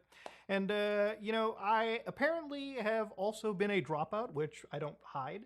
Now, obviously, me being a dropout, I don't have a degree. So what do you mean, I'm not apparently? A certified or licensed engineer. Now, I made a lot of videos in the past where I've taught you guys about computer safety, cybersecurity, a lot of this stuff, and I think that content stands up on its own. And I believe it actually can be used, you know, and people have learned from it, and I think that's great. Now, if you feel offended, if you feel wronged that I called myself an engineer while not being a degree-holding engineer, then for that, I do apologize. No, I hate that shit. That is a non-apology. Whenever you say, you're putting the onus on the people who were wronged and not the fact that you did the wronging. If I was like, hey, you guys, it's me, TTBN Gaming, and apparently there's been some drama. People lately have been talking about the fact that I'm just actually an AI, and I'm really a white guy named Steve, and I've been pretending to be a black person on the internet. And I just want to say, if you feel what I did was wrong and deceitful, then I'm sorry. Quote, that you feel that way. But not I am sorry for doing the thing, right? Like he's absolving himself of any wrongdoing by saying if you feel that way. That's manipulative talk. And I will denigrate myself to, I guess, programmer or a fat Indian guy that knows a bit about computers. Again, trying to make it seem like it's nothing. My bad. I will denigrate myself to, I know I was saying I was a lawyer a lot. Like, I'm a lawyer, but I didn't pass the bar. So I would denigrate myself to just black guy who's read the Gutenberg Bible. How about, or a tall guy who's watched lots of Suits. Like, do you see how that's downplaying what's happening here by just saying like, oh, it's just a title, I'll just give myself a different title. It's like, no, you chose the title of engineer because you knew what that would carry. Again, if I said I'm a degree holder, I have a degree in criminal justice, I'm a criminal justice degree holder, and then I start talking about things in the criminal justice sphere, talking about recidivism rates and how to improve upon that to have lower recidivism, right? Or I'm talking about prison reform, and I'm talking about how we have a rather retributive system instead of restorative justice, and how we should focus on rehabilitation because that will lead to better outcomes. And I'm saying that as a criminal justice holder, that's going to have way more weight than me just saying, yeah, I'm some guy, watch Law and Order, and I think this is how we should fix prison reform, right? That's how that works. And he knows that, which is why he was doing that until he got called out on it. That's what I'll leave it at. And that's pretty much all I have to say. Now, again, if you want to stick around, awesome. If you still feel wronged and this does not suffice for you, then I don't really give a fuck. But you clearly do give a fuck, right? Because why take time on like this is the shit I'm talking about. Arrogance. It's you can't just say you messed up. You can't just say I was wrong. It has to be a no, but I wasn't actually wrong. You just feel this way, and that's fine, but I don't care. But also, I will not use the engineer word. That makes you feel better, right? Like, they are intentionally obfuscating the point that he was being deceitful. That's the thing. You were being a deceitful person. You lied for a decade about your pedigree, about your credentials, in a space where that would matter. Again, you have, it's funny that he has this thing in like red, like evil side. You have like Michael Reeves, and then you have Mudahar. And both of them don't have a degree, but one of them has been openly honest about that the entire time and is still, unless there's some controversy I'm not aware of, relatively well liked and respected in that community. I've seen a couple of his stuff where he does insane shit like programming a chair to like eject people, right? Push the injection button, right? And even those videos he talks about how like, no, I kind of like do vibe coding or whatever, right? But he's not an engineer. He says that. Then you have Mudahar, who says he's an engineer. I'm an engineer. I'm an engineer. I'm a computer engineer. I'm an engineer. I'm an engineer. And now, after 10 years of this, he gets called out on it. He's like, well, I don't give a fuck, you guys. Like, if you want to stay, cool. If you don't, I don't care. Arrogance. Simple as that. Now, again, that being said, if anything else comes out of this, whether there be some legal stuff, then I'll just let lawyers handle it, and we'll call it at that. But that being said, I want to move forward, and that's pretty much the engineered response that I had to give. I ended my video. Now I'm done with this. So I'm moving forward. I'm ready to move on. Because that's how it works. The person who's wronged someone, they get to decide when it's time to move on. It's like how people were telling people to get over slavery, right? Like, forget about it. It's done. Like, it's Obama's president. Black people are fine. Like, oh God, I'm having flashbacks. So like back in the day when like iDubbbz was being racist, or like when PewDiePie said the N-word more than once, and then people were trying to tell black people to get over it. He apologized. We accepted it. Move on. Like they always want to be able to just move past any sort of backlash, any sort of fallout, and say, hey, I'm done with this. Because now they're addressing it. Now, if anyone talks about it, you're just clout farming. You're just drama farming. You're just doing this for clout, dude. That's it. It's such a well documented sensation or phenomenon too to do that with celebrities. They go away for a little bit, they don't change anything, and then when they come back, we're supposed to be like, oh, they learned a lesson. In a pretty melodramatic phrase, the only power I have is the one you give me when you lie. That was my awkward, cringy attempt at conveying to Mutahar in a brief and concise manner that as long as he keeps lying, all he does is hurt himself. He had the choice of telling the truth, but once again, he's misled his audience about what happened. He is betting on them not knowing anything about the situation, and he's omitting massive amounts of context in an effort to mislead them. Yes. He's been, among other things, misappropriating a protected title for a decade to come across as more authoritative to his audience. He's been lying to them for 10 years. Now, if you feel offended, if you feel wronged, every little thing, from the visuals to the word choices, is him dodging accountability and Yep. attempting to downplay it. Hey, look, I'm in on the joke. Ha ha ha.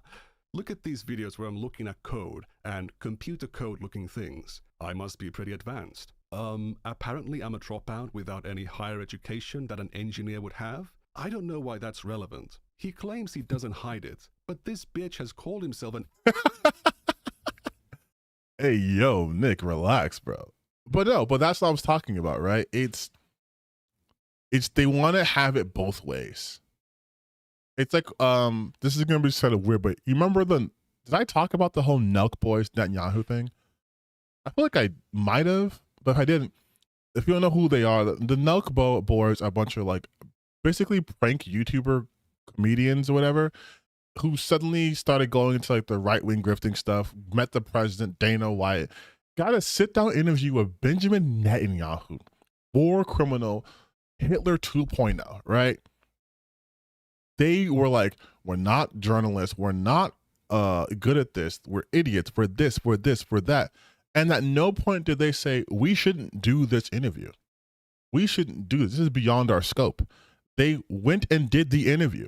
And then they got a ton of backlash for it. And then they were like, you know what, man, we'll have someone on the other side this time. And it's like, you're not going to have any like Palestinian voice that can reach the level of Benjamin Netanyahu, dude. Like, because their own audience was giving them backlash. And I'm bringing this up because you have people who were completely unqualified to talk about what they're talking about, to talk to the person who they're talking to. And they did it because it got them content. That's it. That's what Mudahar's doing. He's talking about computer coding as if he's this authority because he has a degree. He's an engineer after all. Knowing full well that he doesn't have the capacity to be talking what he's talking about. And he's gotten where he's gotten because of that shit, right? And now it's like, well, I'm just a fat Indian guy who knows things about computers. That's not how you presented yourself at all. Even though you are unqualified to talk about the things with a level of, let's say, authority, you didn't present yourself as someone who's just a hobbyist. You presented yourself as a former or current computer engineer, right? Like, but again, the arrogance the Nelk Boys had into thinking, even though they were super unqualified, they could run an interview against fucking Benjamin Netanyahu, thinking that he wouldn't have like 10,000 tricks to go past them without even realizing it and try to launder his image through them, is the same arrogance of Mudahar to be like, I can say I was an engineer for 10 years, and if I get caught, no big deal. I'm just a guy on the internet. The Nelk Boys were like, well, we're just dumbasses. You're 30 years old. We're just idiots who don't know any better. Then why are you doing this? Like, engineer like 70 times, while he's revealed himself to be a dropout like 5 times. Your audience doesn't see all of your content. If Mutahar believed that was true, he would be smart enough not to lie like this in the first place. Now, I've made a lot of videos in the past where I've taught you guys about computer safety, cybersecurity, a lot of this stuff, and I think that content stands up on its own. And I believe it actually can be used, you know, and people have learned from it, and I think that's great. Claiming that people have learned from his content is an incredibly low bar. It is. And it's low because, he might explain this, but it's because that is immaterial to what's happening here. There was a a nurse from, I believe, Florida, who was caught using someone else's nursing license. And mind you, she was getting a promotion. So that would mean she's at very least competent at her job. But it doesn't matter that she was good at her job enough to get a promotion because she lied about being a registered nurse. Like that, this is the same thing happening, right? It doesn't matter if she was able to find the vein properly or, you know, do things other nurses do. She was not trained to do that. She was not licensed. She got lucky that things didn't go terribly bad, at least from what we know. But she saw over 4,000 patients during her time before she got caught. There's been other stories of people who are fake DDSs, fake doctors. Hello, Malachi Love Robinson. But you had these people who were fake medical professionals with no licensing, nothing like that, who were in hospitals, who were running law school, practicing law, who were fucking people's teeth. It doesn't matter if he didn't have a negative outcome. People actually, I got better. That's not the problem here. The problem is that you lied to put yourself in this position, right? Because then what happens when you run into a situation where, like, hey, had you gone to school, you'd know this. Like, that's the problem here. And not something that was contested in the first place. If you like to use the brush tools in Photoshop, did you know that by holding down Alt and right-click, you can move your mouse to change the size and the hardness of your brush? Congratulations! Thousands of Photoshop users watching this video just rushed to open the software in order to try that trick. People have learned from this video, but I don't need to call myself a graphic design engineer or someone working in TV and film to woo an audience. Exactly. If I made content that I believed stood up on its own, I wouldn't have to inflate my credentials. Exactly. So this is a nonsense statement. Me being a dropout, I don't have a degree, so I'm not a certified or licensed engineer. His phrasing here implies he is still an engineer, just not a degree-holding engineer. What engineer are you then? After 10 years of bragging about it in public, I mean, a fake engineer, right? business, you should be able to tell us, where did this come from? What are your credentials? What work have you done? You believe in open source software, you call yourself a programmer. Where's your GitHub? What contributions have you made in the past 10 years? Then he tries to guilt trip people by saying he'll denigrate himself by calling himself just a programmer or a fat Indian who knows a bit about computers. He could have said that he was insecure in his youth and used the word engineer without knowing it was illegal to feel better about himself. Then that claim kind of stuck around and he was too embarrassed to admit that he wasn't one. That would work. Also, at any point, just being like, hey, you guys, I'm not an engineer. Like, I said I was, but I'm not. I apologize for doing that. Because it's such a weird thing to lie about. No one really watches YouTube videos because they need someone who has a degree to tell them something, right? Like, people aren't watching crash course videos and stuff because these guys are licensed. They're watching because it's entertaining and they're learning something. I've learned a lot from a bunch of YouTubers who aren't professors, but they've done their research. Like, when I watch a HM Bomber Guy video, I'm not saying, wait a minute, he's wearing a lab coat, but he's not an actual scientist. Like, no, he's done his research. I trust that he's done his research. Usually he does. And I've learned something about, like, plagiarism in YouTube, right? Or like his measured response series. Like, and I'm entertained, I'm learning something, but I don't go to him for sources. Like, it's a show. I don't understand. It would be so simple, but Mutahar cannot ever admit to having made a mistake, or at least take responsibility for it. What do you think makes you come across as a likable man of character? Someone with the footing to judge others, as you have done for years. I'm kind of the fucking aficionado of handing out these reality checks to a lot of things. Is it by being a coward who lies all the time, shifts blame, and never accepts their fallibility? Or is it by being someone who takes the blame for their mistakes, someone who knows their limits and speaks the truth? Do you believe your audience is entitled to the truth about who you are? Because they will only trust you as much as you trust them. They will respect you as much as you respect them. Now they've realized you're full of shit. I was full of shit, literally. Like, I was full of fecal matter. And what's your response? If you still feel wronged and this does not suffice for you, then, I don't really give a fuck. Simple. And you know what? I don't think I have to watch this video because there's nothing, I don't think, new in this video. Yeah. It's just... Let's skip a little ahead. Let's go... Is it here?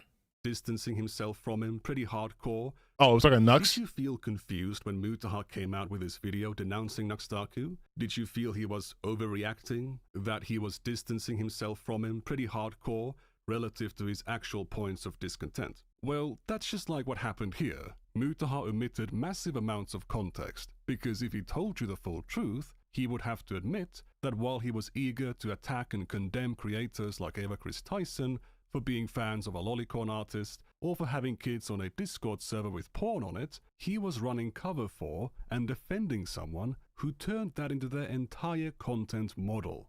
Yep, next talk you. But I did it, please forgive me. Stop sending Gentai. Why? I already lost No Nut November. Half of my class saw Aqua's butthole on my screen. To be fair, mad respect for sending Aqua's butthole. And your class should be thankful. That's a post from Nuxtaku's subreddit. At the time this video was made, the OP of this post was a 12-year-old child. Jesus fucking Christ, dude.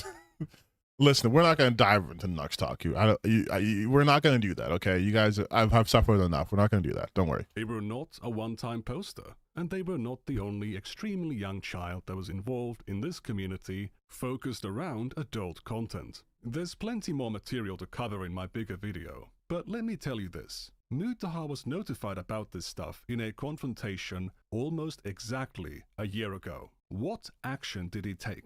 Nothing. Because if the truth came out, he would look bad for being so close to Nuxtaku. This guy is sitting here telling you that the government needs to stay away from the internet. It's so horrible when people are forced to verify their age on social media. I know it's annoying. I know it's frustrating. And I know it can be used for information control, mass manipulation, censorship, blah blah blah.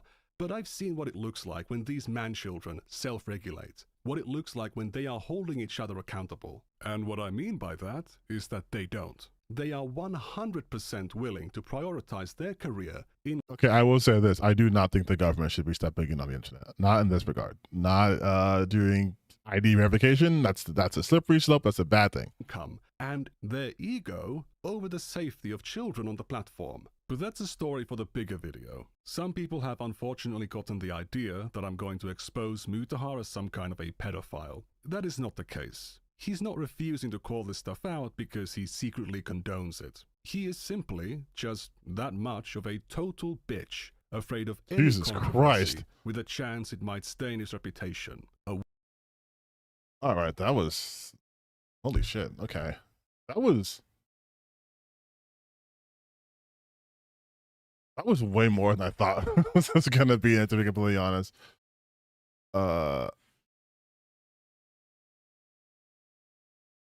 Like, it's insane. I didn't think that was going to happen. But yeah, like, it is, like I was saying, like he said, it is insane that there is such levels of just arrogance where people can just go around lying. Once they get caught lying, it's just, who really cares? And I hate that. I hate that so much. Because again, it's like we keep allowing people just because they have bigger numbers to get away with so much. And then people who have smaller numbers are always seen as clout chasing, as hating, as trying to be relevant. And it's like, how is that the only two options? I'm either protected because I have a big audience, or I'm clout chasing because I have a smaller audience. Like, why can't it be like, hey, justifiable criticism is fine. He is, in fact, engaging in this behavior. And we let these people do that, and it gives them an overinflated sense of wealth, sense of self. And now we have to deal with like fucking non-stop content creators coming out doing awful shit and just being protected. I mean, you just saw, not just saw, but earlier, if you were here, You saw Tectone glazing Asmongold for like 10 minutes. I guarantee he wouldn't have glazed Asmongold if Asmongold had, instead of like 3 million subscribers, only had like 3,000 subscribers and they were still friends. I guarantee he wouldn't do that because there's no benefit to that. Yeah, like there is no self-respect in general because like they can't even look at themselves critically. It's the video, you saw the meat cannon thing. I'm sorry, but you saw it with Pirate Software. Same situation. They are incapable of taking a moment being like, you know what? Maybe I am coming off as arrogant. And the ironic part is I have random people who come to me saying I'm arrogant because of what I talk about. I'm like, my brother in Christ, I am talking about people's reaction to like Vivi being an Indian woman, or talking and showing you that. And you're saying I'm not looking from the other side. I know the other side. It's racism. Like, what are you talking about? That's not the same as this. This is people who are lying to their audiences consistently. And they do it with carte blanche because they know their audience will eat that shit up. Like, Mutahar has Hello, guys and gals. almost 4 million subscribers. He's not hurting from this. Like, he's coming back and he's posting like nothing happened, right? And he's still getting hundreds of thousands of views. Like, it's not like he's not falling off or anything.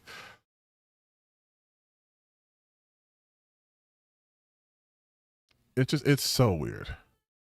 It's so weird, man.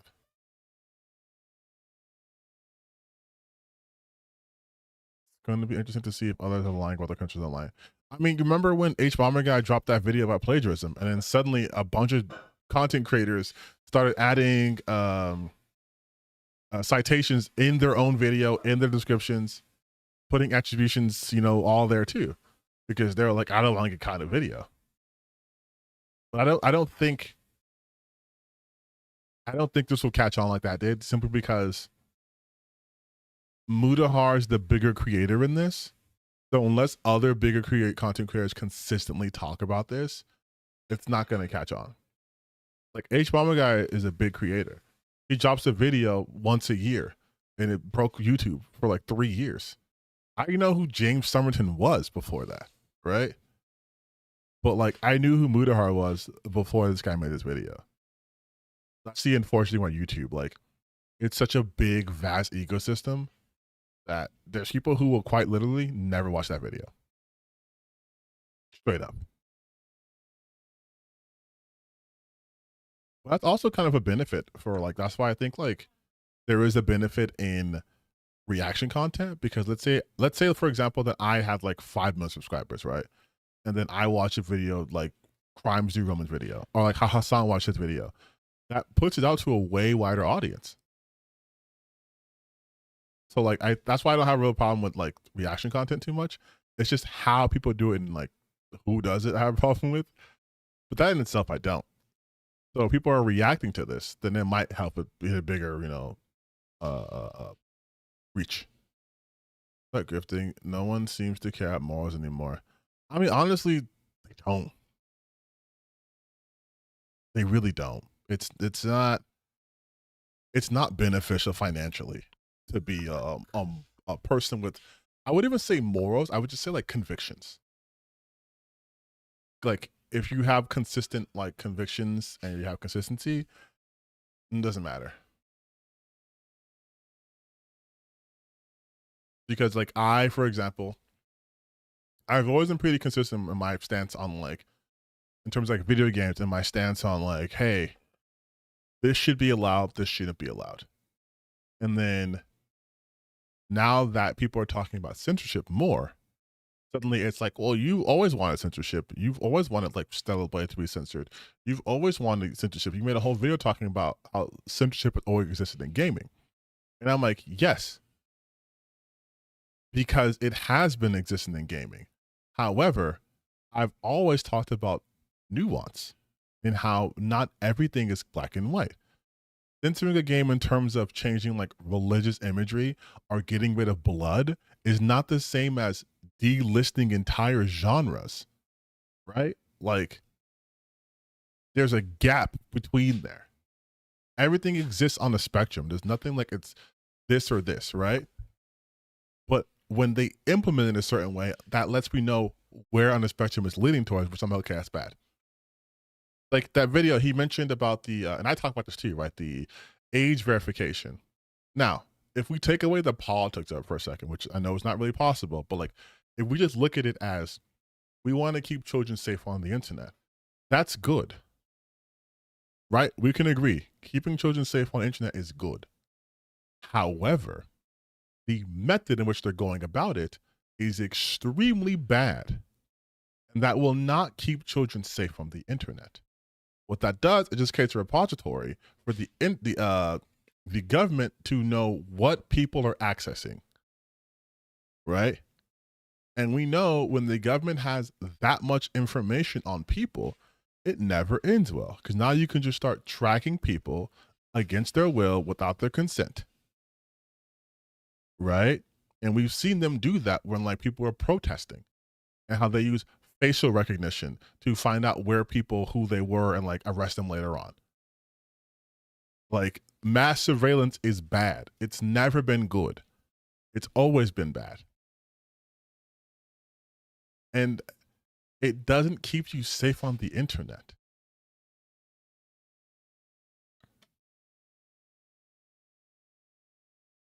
Well, whether it's third party or the government, it's one and the same. Like, it's especially this current government, it's one and the same. We have corporatism in this country. Unless you're American, we have corporatism in this country. It doesn't matter if the government says we're going to keep it. They're going to sell that data. They're going to sell that data because that's what they do. It doesn't matter. But identity checks. I mean, they already have identity checks. You have to click 18 or over. Because the thing is too is then it's like, okay, if the government is saying we're going to institute identity checks for these websites, they can then just dictate which websites require identity check. And it's not just going to be like adult sites, right? What if there's a person who's interested in like, maybe what if there's a trans kid who wants to go on the website to understand like what transness is? Texas has decided this is 18 or over. Like, what then? Because now they get to tell you what you essentially have access to. And because I'm not 18, let's say I'm 17 years old, I can't look up stuff like that. That's insane. Like it is. If you want to protect children on the internet, then why don't you crack down on red pill content or Nazi content? How about that? How about you make better laws when it comes to the proliferation of harmful ideologies? You want to protect children.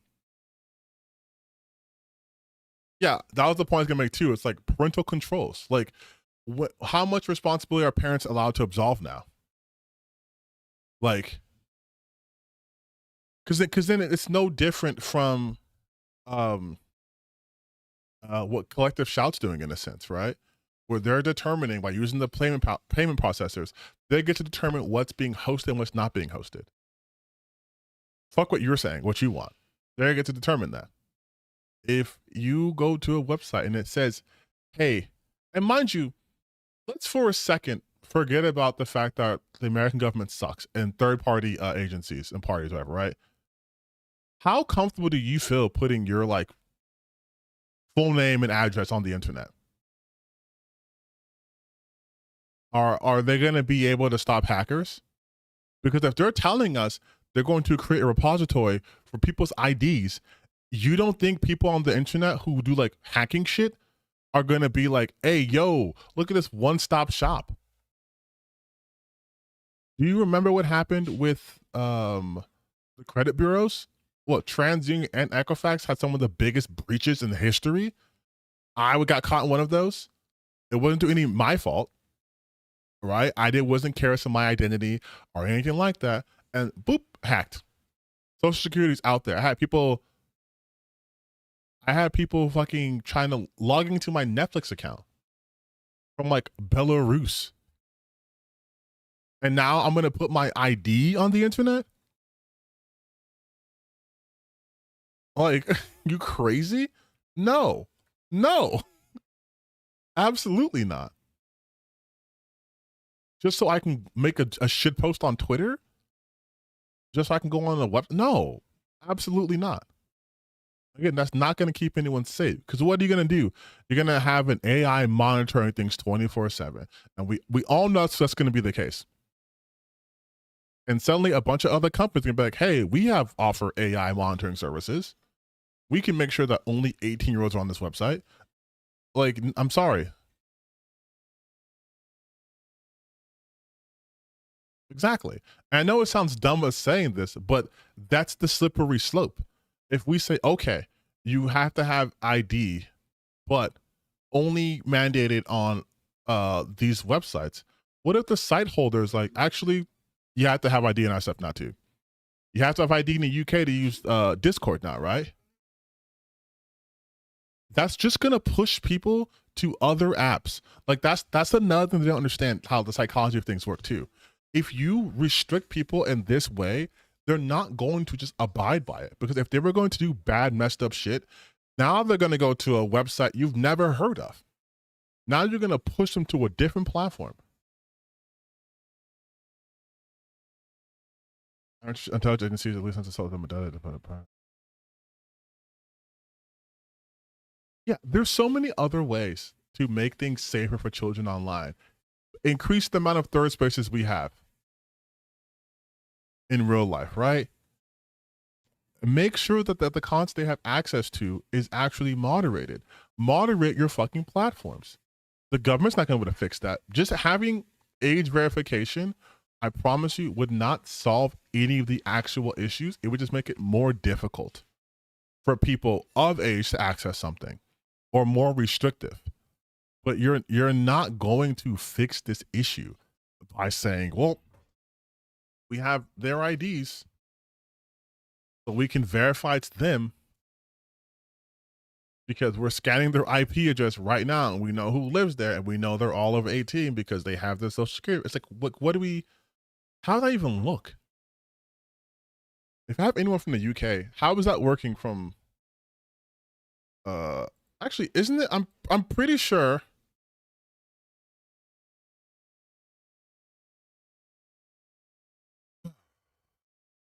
for age verification.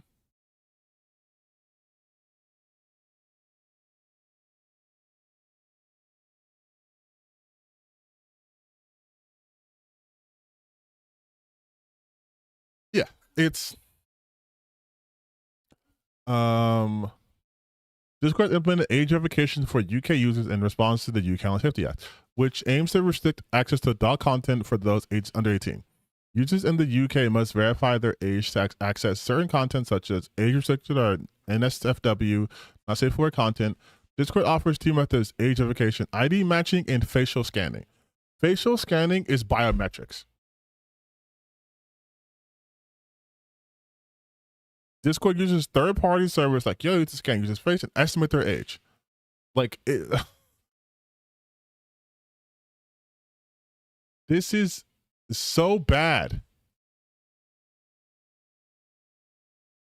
And they're already getting around it by using like different pictures of like, I think it's like what Norman Reedus, yeah.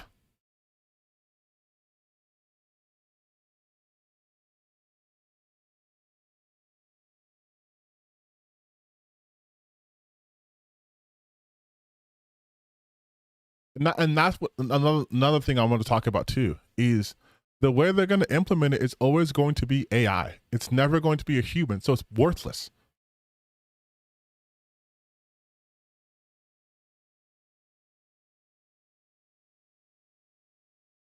Like, yeah, printer controls, platforms, enforce TOS, have more kid friends. Exactly. Like, you have to create spaces for children to be in so they can be in those spaces.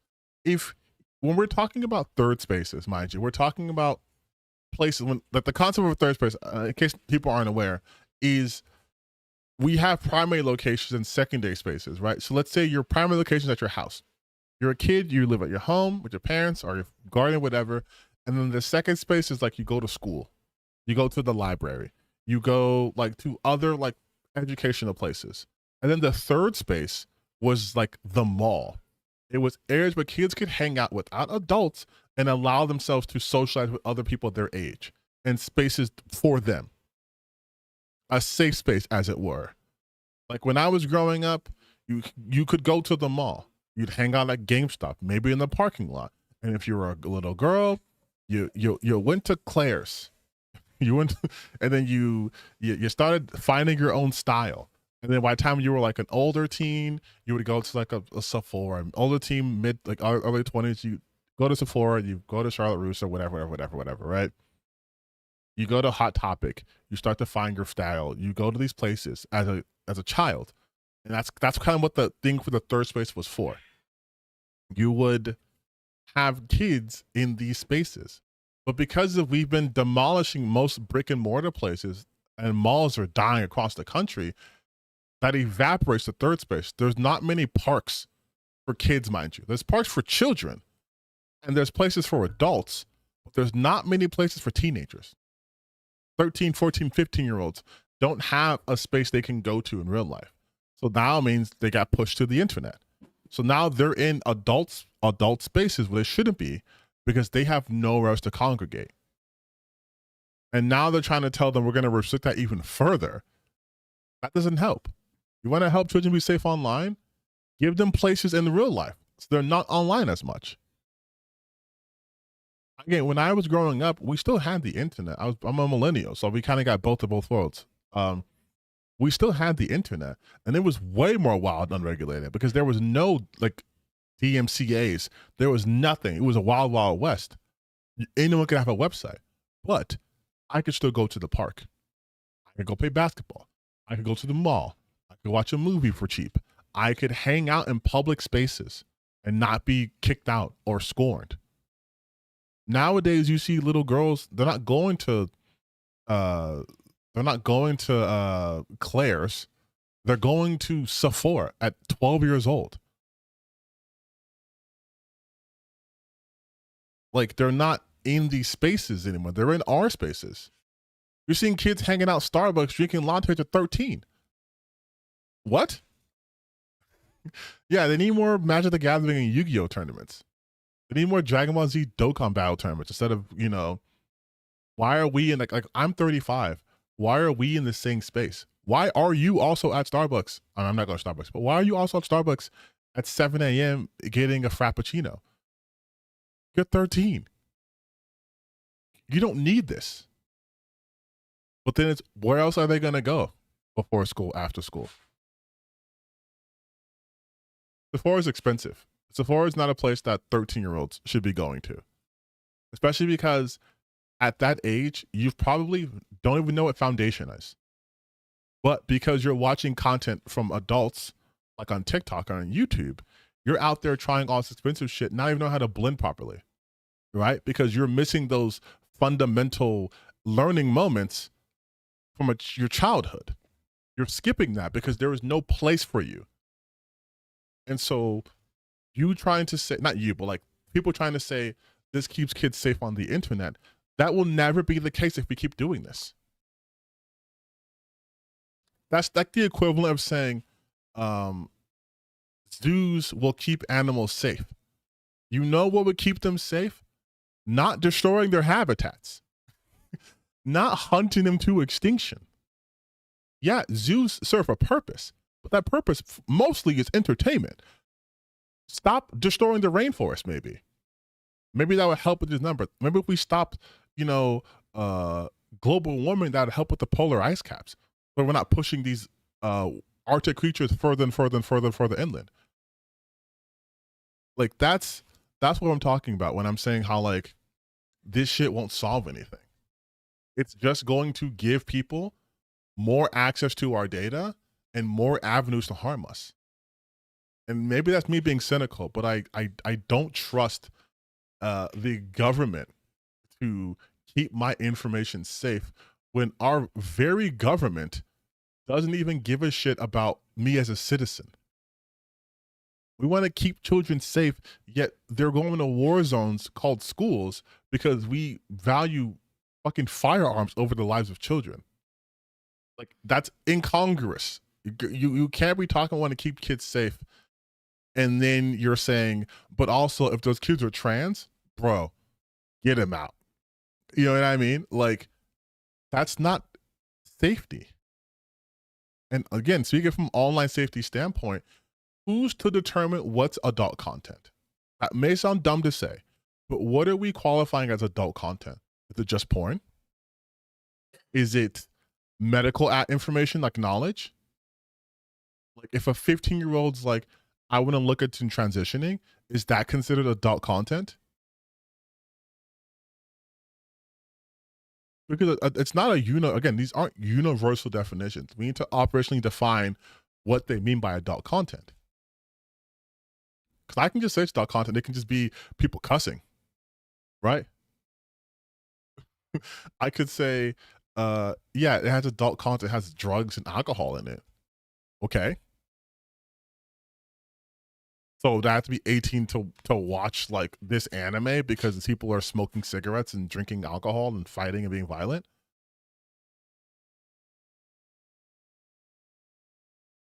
Like, yeah, well, that's what I'm saying though. Like, you can change the definition of things, right? Like the I don't know if you guys saw my Collective Shout video, but the Collective Shout was targeting video games that they deemed to be just like inappropriate.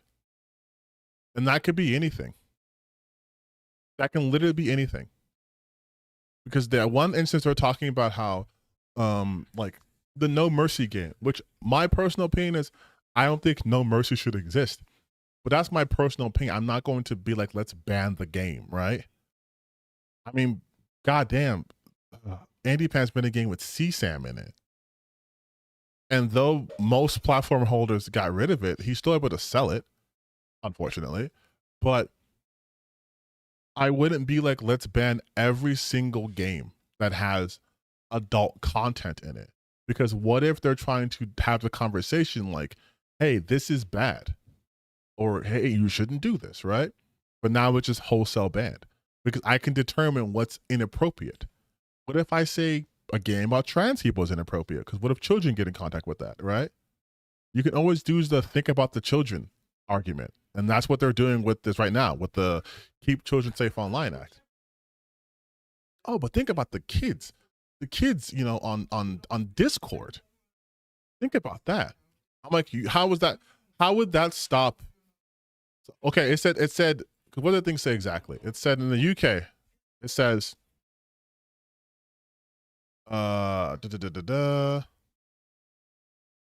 requires platforms hosting adult content like Reddit, Discord, and Pornhub to implement age verification methods. Law seeks to restrict users who are under 18 from accessing adult content. Friction law highlights the privacy risk of sharing personal information with platforms that say age verification might not be effective since there are workarounds. All true. But let's talk about Discord for a second, right? Or Reddit. Okay. You put on this restrictive thing where I have to prove I'm 18 years old only to access adult content. So subreddits are forums that specifically say they're adult content to protect children. What if I simply don't label it as adult content? What if I'm a creepy person on Discord and I have a public forum, a public server, and I have a private server, and I just say like spicy. And I don't say it's 18 older, it's not adult content, but we're having very adult conversations. But there's no pictures, just me being a creep-ass creep. But I'm not labeling it adult content. And I'm not moderating as such. You see what I mean? Like, that doesn't solve anything. There's too many workarounds.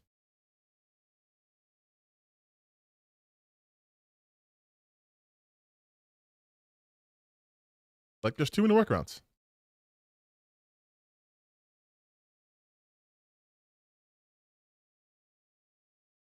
Like, that's why I'm just like, it. But again, all you have to say is protect the children. And that way, I and other people look like freaks when we're trying to show why this is actually a bad idea. Because then it's like, you don't protect the children. It's like, no, I do. This is ineffective, though. This is not going to protect them. Oh, Discord has to do that? What if I come up with another app where it doesn't fall under that purview, and now you can use this?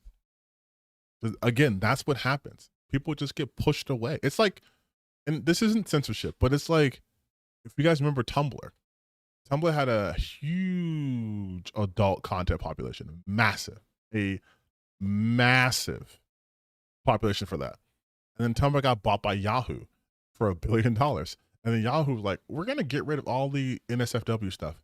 And then their value plummeted. And all those people just went to Twitter.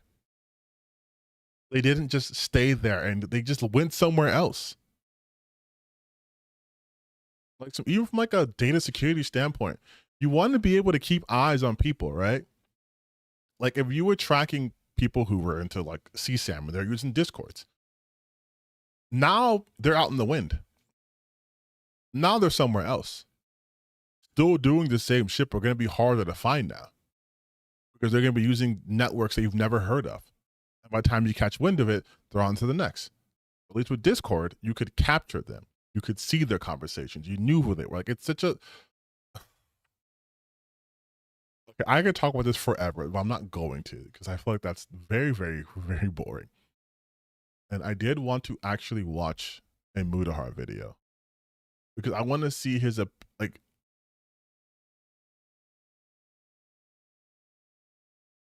Let's see. I like how everyone just starts talking about the Epstein client list.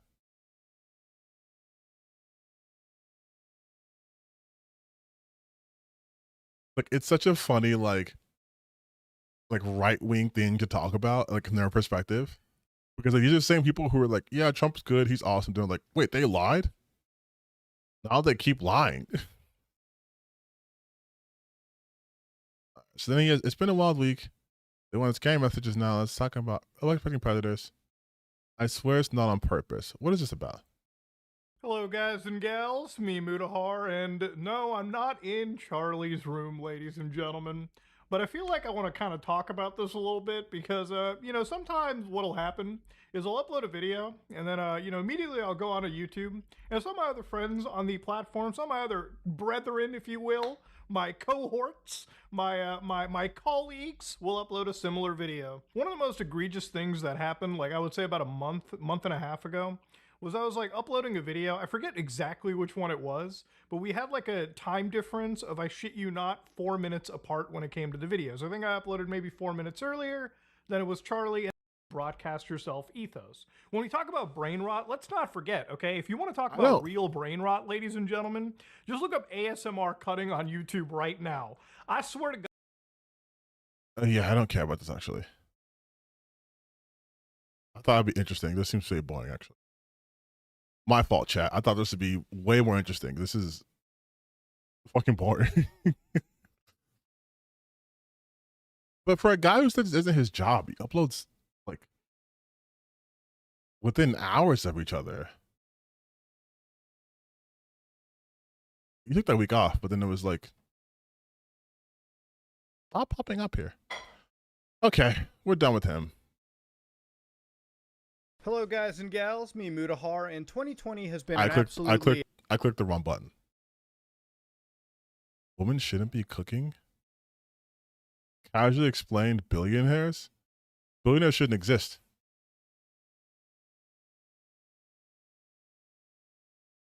Aiden Ross? Oh my God. There are so many content creators, but I just go, why? Like, why do they have a platform? Why are they allowed to have a platform? Like Aiden Ross? Yeah. 20 brand new video games. Yeah, let's do that. Let's watch some actual gaming stuff. And then And then I will probably play some Dead Take. I heard about that. I downloaded it yesterday. So yeah, we'll watch that video. I'm gonna see if there's anything else more interesting though.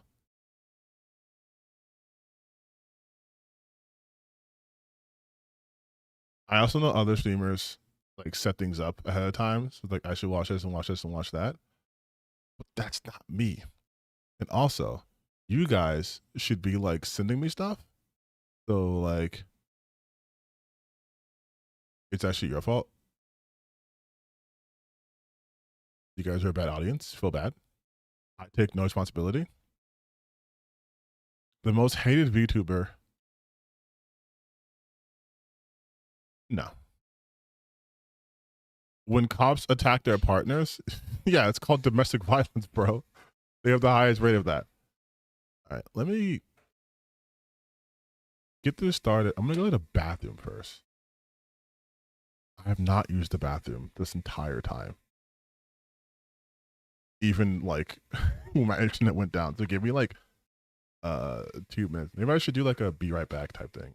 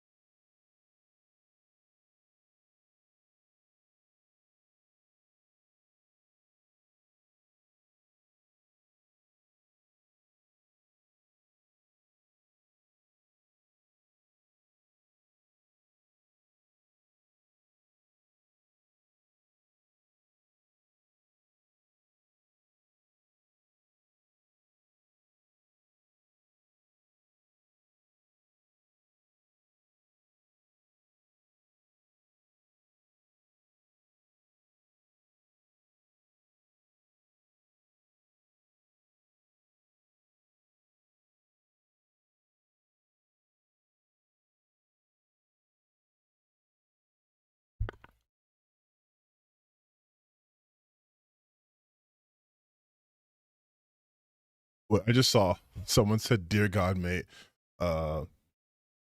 what did you do to your algorithm?" I ruined my algorithm. Okay, I ruined it for you guys.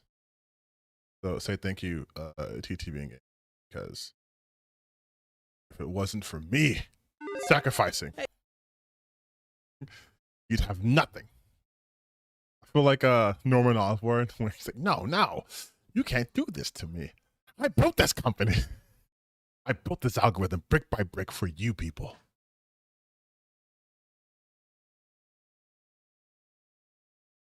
Yes, you're welcome. You are very welcome.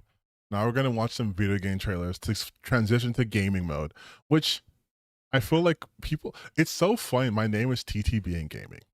I probably should have changed it, but I'm not going to. It's stuck. And I feel like most people come to me for my gaming like content peripherally to like actual playing video games. But once I start playing video games, it's like, I actually don't give a shit. I don't want to see this guy play video games. I want him to talk about games, which I'm fine with. I'm a yapper. But like, I just find that kind of interesting how like I started out with someone who did Let's Play content. And now it's like, please don't play. Don't play, just speak.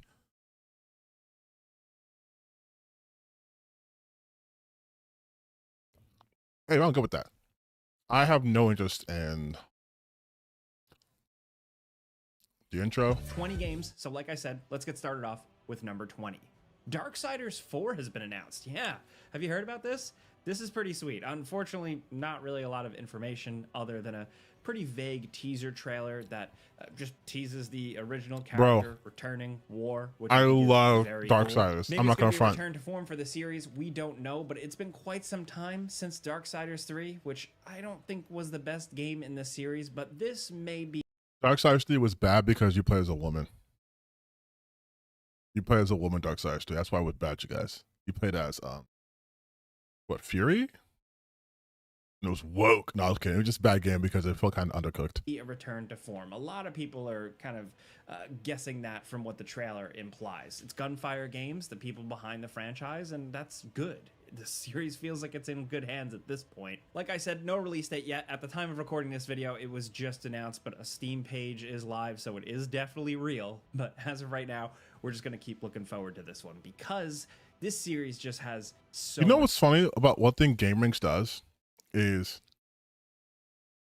Sorry, I'm reading a pop art. Do you guys want ASMR? Do you want? Actually, you probably can't hear it because my microphone has really good noise gate on it, so you probably can't hear me chewing, right? Wait, can you hear me chewing? Probably not. But one thing I know GameX does a lot is when they have footage of a game they're talking about, they just loop it. Like there's no real editing. It's just a loop. Like watch. They'll play a trailer. Actually from the studio behind Warhammer 40K, Space Marine 2. I'll mute it because you don't have to hear it. Like they'll play a trailer and then they'll just loop it like over and over and over. Especially if it's short. They'll just keep playing it. Now I'm thinking about it, there's not real like insight here. Yeah, that's probably why I don't play these games or play these videos. I think about it because like there's not really like anything here to like sink your teeth into. Like car park simulator, like yeah, okay, this is bad video. I'm sorry. This is my process, by the way. This is the process I have, where like I'll get on the internet and I'll watch a video, and I'm like, can I make a video on this? And like maybe I could, but like I shouldn't. And then I'll see other people make videos, and I'm like, damn, maybe I should have made a video on that.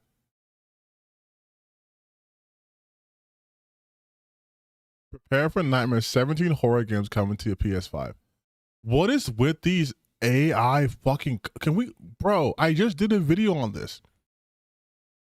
Can we talk about this for a second? And then we'll probably play some Dead Take. This this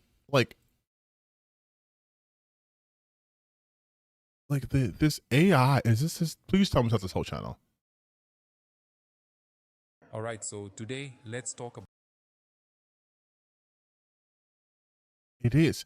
Like, this is the shit I was talking about, man.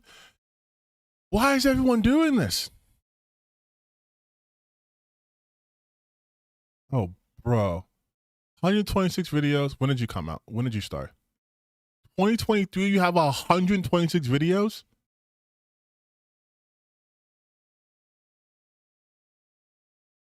And every single one of them is AI cover. Every single one. Well, sorry, not every single one. This one's not AI. But like 15 legendary titles every gamer must own. Like, God damn, dude. We've regressed.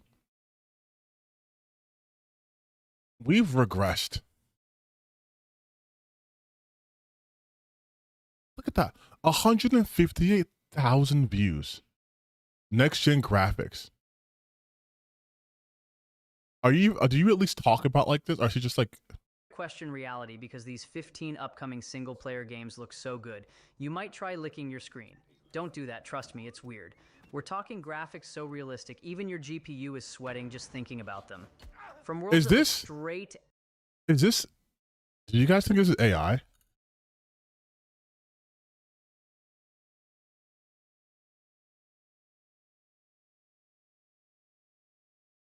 Why am I not doing this? Because I hate this shit. But what? Do you guys think this is an AI? Hold on. Let's listen to it. Let's listen to what they say. is Enzo Favara, a poor kid who trades backbreaking labor in sulfur mines for, well, slightly less backbreaking crime work under the Torrisi family. Built in Unreal Engine 5, the game delivers a gorgeous narrative-driven experience because nothing says immersive like a 4K rendered mob boss staring deep into your soul. Expect intense shootouts, tense betrayals, and enough dramatic hand gestures to make even the most seasoned Italian grandmother proud.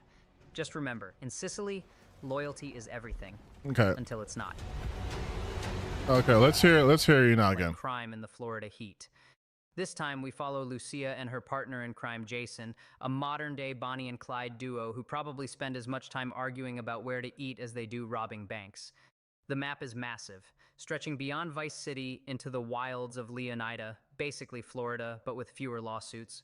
Expect next-gen Okay, so graphics. I hear the every time, but this doesn't sound like a human talking. In the highly anticipated sequel, Death Stranding 2 on the Beach, Hideo Kojima once again invites players to traverse a beautifully desolate... Like, that doesn't sound real, right? Like, that sounds like AI to me, man.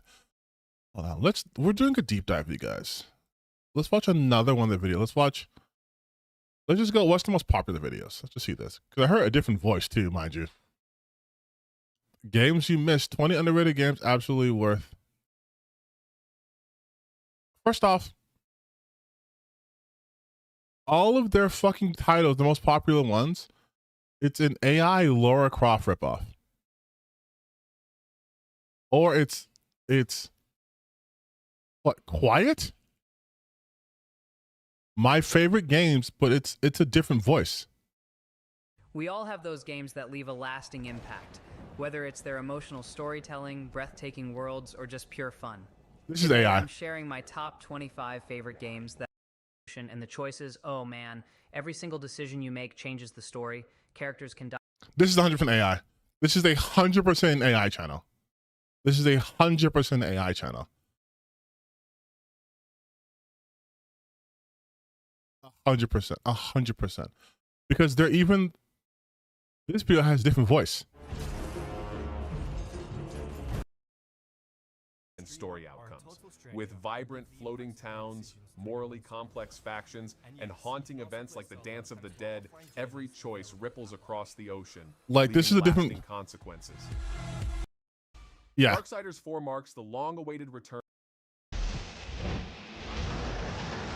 No, yeah, this is bullshit. This is AI. Sometimes all you need is the right When did the voice change? jabs, uppercuts, special moves, and finishers that'll melt your eyeballs. Get ready to enter the arena because You could, yeah, this is AI. I mean, look at the fucking the headline. The title should get me alone. The banner alone. When did he change his voice? Open world games are getting big. Okay, that was a month ago.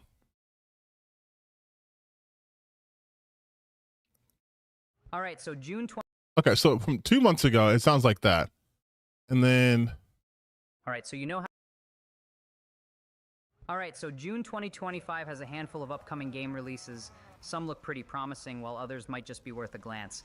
In this video, we'll go over 15 new games set to launch this month that you might want to keep on your radar. Set in the vast, unforgiving deserts of Arrakis, Dune. Yeah. Okay. Isn't like that superhero All right, game? look, not all of us were bitten by radioactive spiders or. So he just randomly changes voices. Does no one like is it, the whole bit AI generated from the yes? Okay. It's just AI generated. What is this thumbnail, bro? I think Gotham Knight's underrated. Why isn't Wolverine backwards compatible or Captain America? Yeah, okay, so we found another AI channel, you guys. We found another completely generated AI channel. Like they're just popping up left and right, man. Like, god damn. I think at this point, I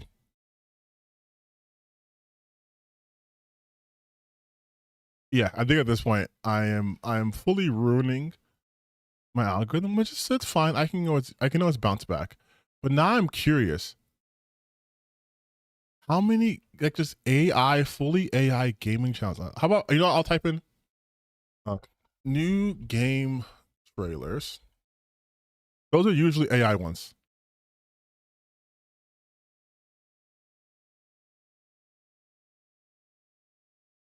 This channel, what they do, for example, Ifan Terrible, all they do is use AI for the most part. They'll use like AI thumbnails, and they upload every single day. Every single day. Every single day. And now, I used to watch this channel because they just came across my recommendations when they show gameplay. But they don't do anything but do compilations. Everything they have on here, which honestly, to real talk, you guys, I think channels like this shouldn't be protected from copyright infringement. They add nothing transformative. It's like you can go on any video and it's just either like a first look, which is not their first look, it's from someone else, or it's like the top 30th game with graphics and it's just playing. Like they just play other people's content. 41,000 subscribers. 2019.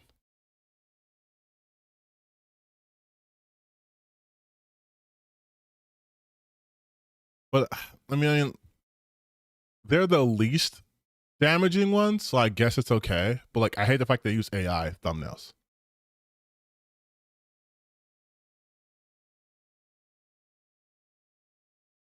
But anytime I watch like new like gameplay, it's always AI. It's always fucking AI channels. Like, look, this is AI, right? Okay, tricks. These are it's the same shit. 300 videos, 28,000 subscribers. So 2023 seems to be the year where AI channels just popped off, right? Depending on the time of day and weather conditions, the atmosphere will change. The top 30 best new games on Nintendo Switch 2022 I shouldn't miss. I doubt there's an Inuyasha video game on the Nintendo Switch. By completing mission. Oh, let's see. Fantasy Life, Captain Blood, Capcom, Peepstar, American Arcadia, Onimusha 2. Yeah, nothing here looks like it would be this Yasha. Demon Blade is an action RPG set in a fantastical version. But that's not Inuyasha.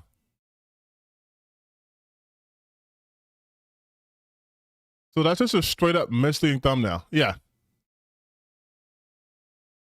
Was going to subscribe, now I'm not. Yep, that scam really come reported. That sucks. Yeah, that's cruel. Same here. Me too. Yeah, so like that's been like illegal on YouTube for forever now. But again, we're just getting hit with AI slop, AI slop, AI slop. 20 new awesome upcoming games from 2025 and beyond. I doubt there's a fighting game with Raphael in Spider-Man.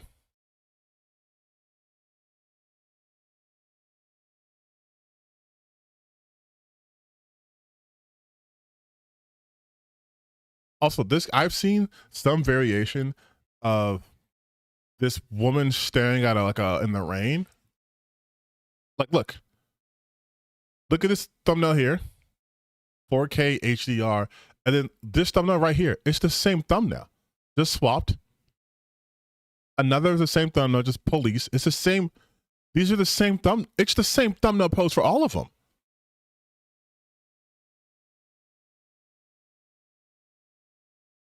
$300,000 views. Like it's just, it's so.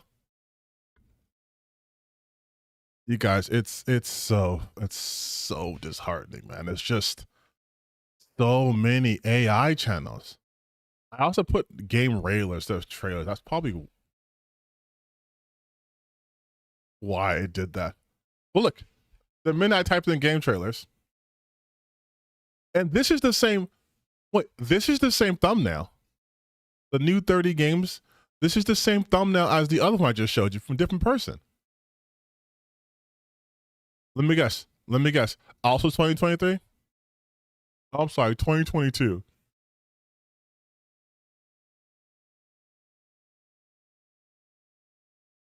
And what do we have? AI generated. See, they'll do AI generated for just like their top things, whatever. But if it's a specific game, then they just use a thumbnail from that game. See, look. New 35 biggest games coming in 2025 or 2026 with NZXT gen graphics you need. New 30 upcoming games with incredible graphics. New 30 next-gen games are coming in 2025 or 2026 that will blow your mind. Metal Gear Solid 4 Snake Eater new immersive 4K gameplay. These titles suck, but also, at least they're not getting a ton of views, but still, it's just like, nope. 4 months ago, they got 2.7 million views. Maybe I'm in the wrong. Maybe I'm doing this wrong, you guys. PlayStation Empire.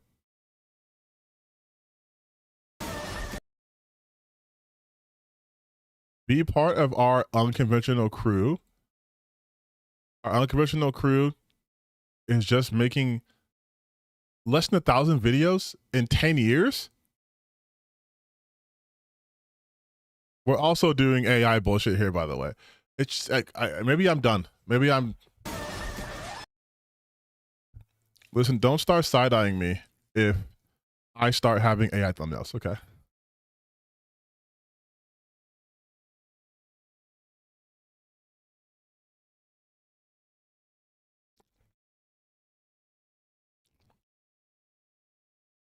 Things are expensive. I want to get a house, you know? We got Wild Gamer SK. 225,000 subscribers, and you're doing this bullshit.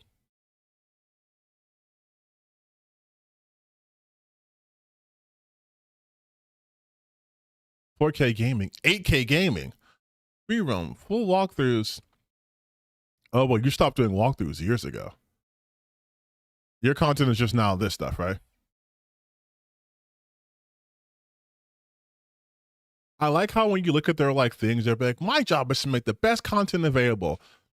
Welcome to Wild Gamer SK official channel. My goal is to make the best content for you.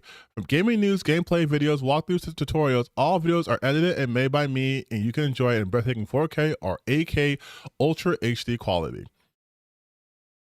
All videos are made by you. You're just showing demos you didn't play?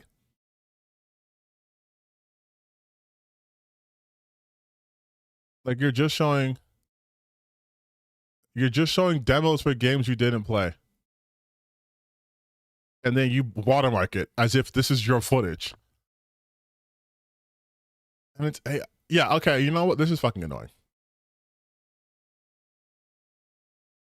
Why am I doing this to myself, you may ask? Good question. That is loser behavior. Yeah, game pulse. Like, yeah, like it's yeah, you guys. Thank God for I can't even say thank God for IGN. Rug gameplay. Oh, this is a fucking epidemic. This is an epidemic.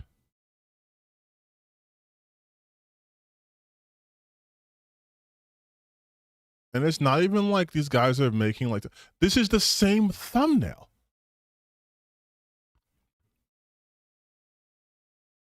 This is the same thumbnail.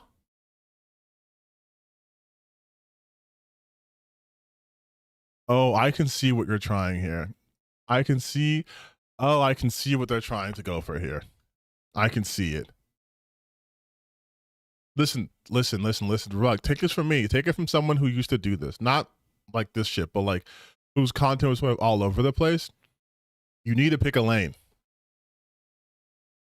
Like if you're gonna be a Tekken or fighting game channel, be a fighting game channel. Get ready for the next. And also like, yeah, you need some commentary, buddy. But like,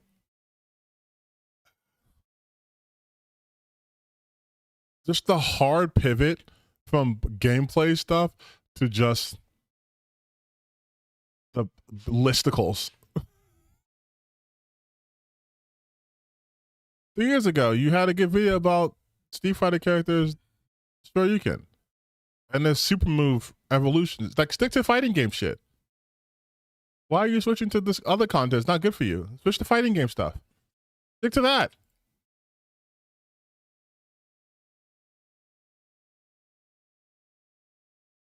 Oh man, hey guys, this is gameplay. It's the same like.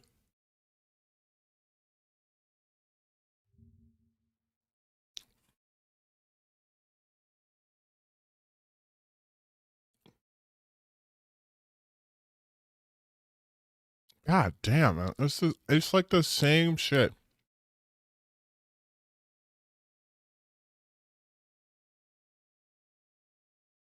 This screams of AI. This all reeks of AI, man. This all reeks of AI.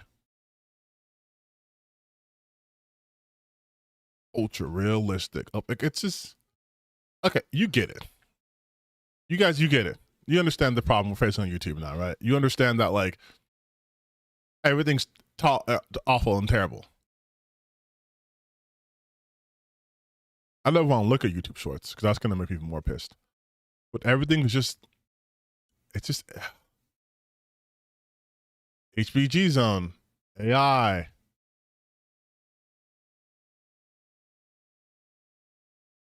It's just. Is this also AI?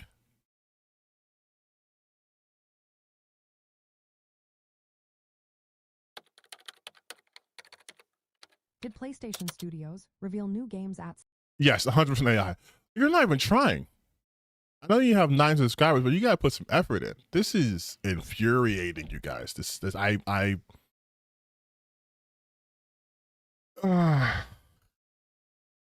Like it's Watch Mojo is anti-woke now. Do you know that?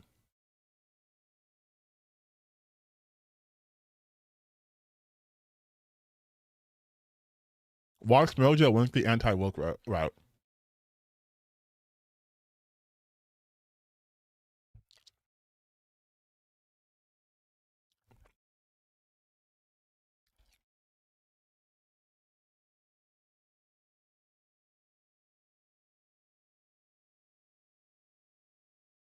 I wish I was kidding. I wish I was kidding about Watch Mojo.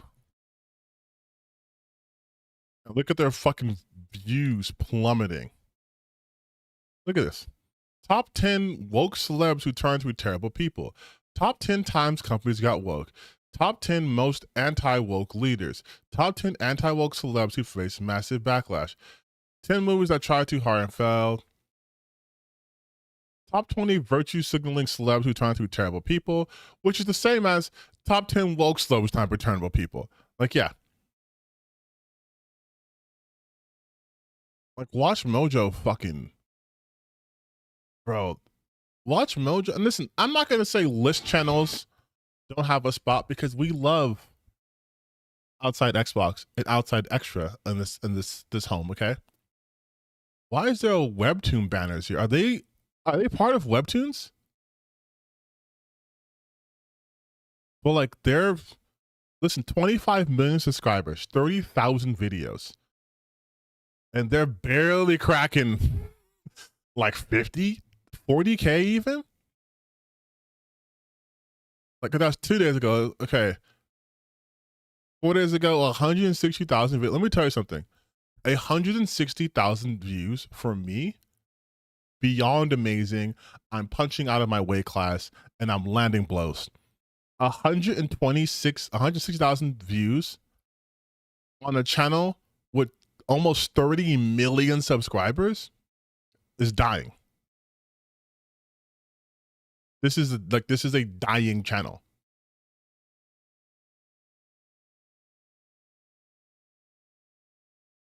Like their peak was probably years ago. Yeah, like 12 years ago, they got 90 million. Did they really even get millions anymore?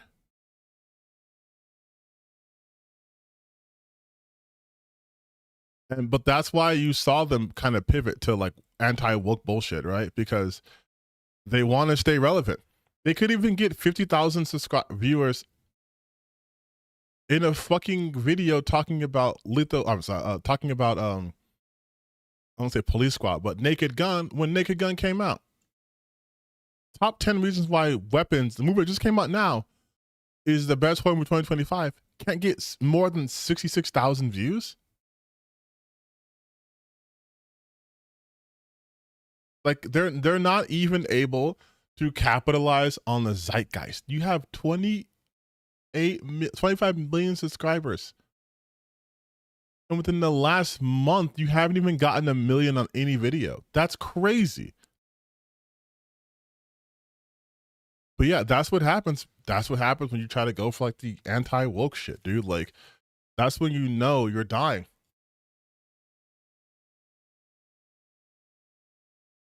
"30 actors everyone lost respect for."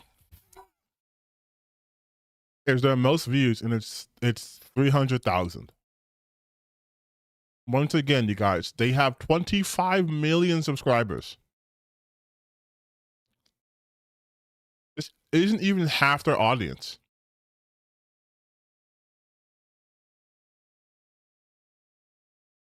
Amazing. The top 30 hardest video game bosses of the century. Oh, we gotta type in for this. Of the century. Wait.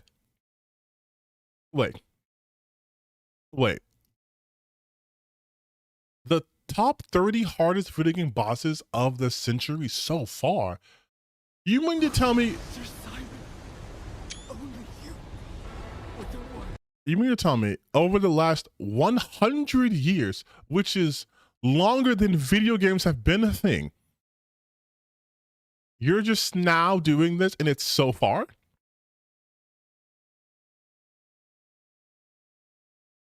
So far?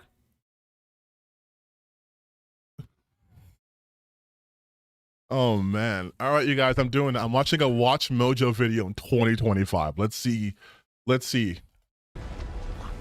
Welcome to Watch Mojo, and today we're counting down our picks for the most trying, demanding, and outrageously difficult bosses that have plagued gamers since the start of the 2000s.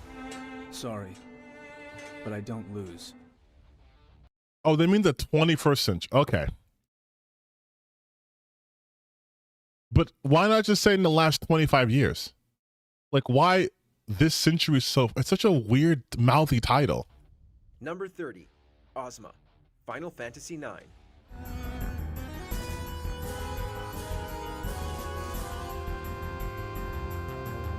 Super bosses in Final Fantasy games are no joke, but who could have guessed that one of the deadliest among them would be a giant spinning ball pulsating with all the colors of the rainbow? Regardless of its spherical appearance, Ozma is a true monster, one that will have you throwing back Phoenix Downs to stay in the game. You forgot. Not only will Oh, he says, I love how it has the girl from Stellar Blade. You fight as Eve. Oh, the Taki. Yeah, what a spoiler, right? Will it constantly heal itself, but always target the party with their elemental weaknesses? And if that's not enough, it will unleash everything from Doomsday to level 5 Death and even Meteor. I like how he says even Meteor as if like that's supposed to mean something. We are the sons of Sparta. Within each of us flows his blood. But more importantly, his soul! Dante's demonic twin is a challenge no matter which game he appears in, but the final That's not brawl true. in the third entry is especially egregious for the unprepared. Virgil's speed and ferocity are unmatched, able to deflect all projectiles, while his sword slashes can easily reach you no matter how much you bounce around the arena. Pair that with his devil trigger, and the whole ordeal is going to take you out to pasture. Okay, let's.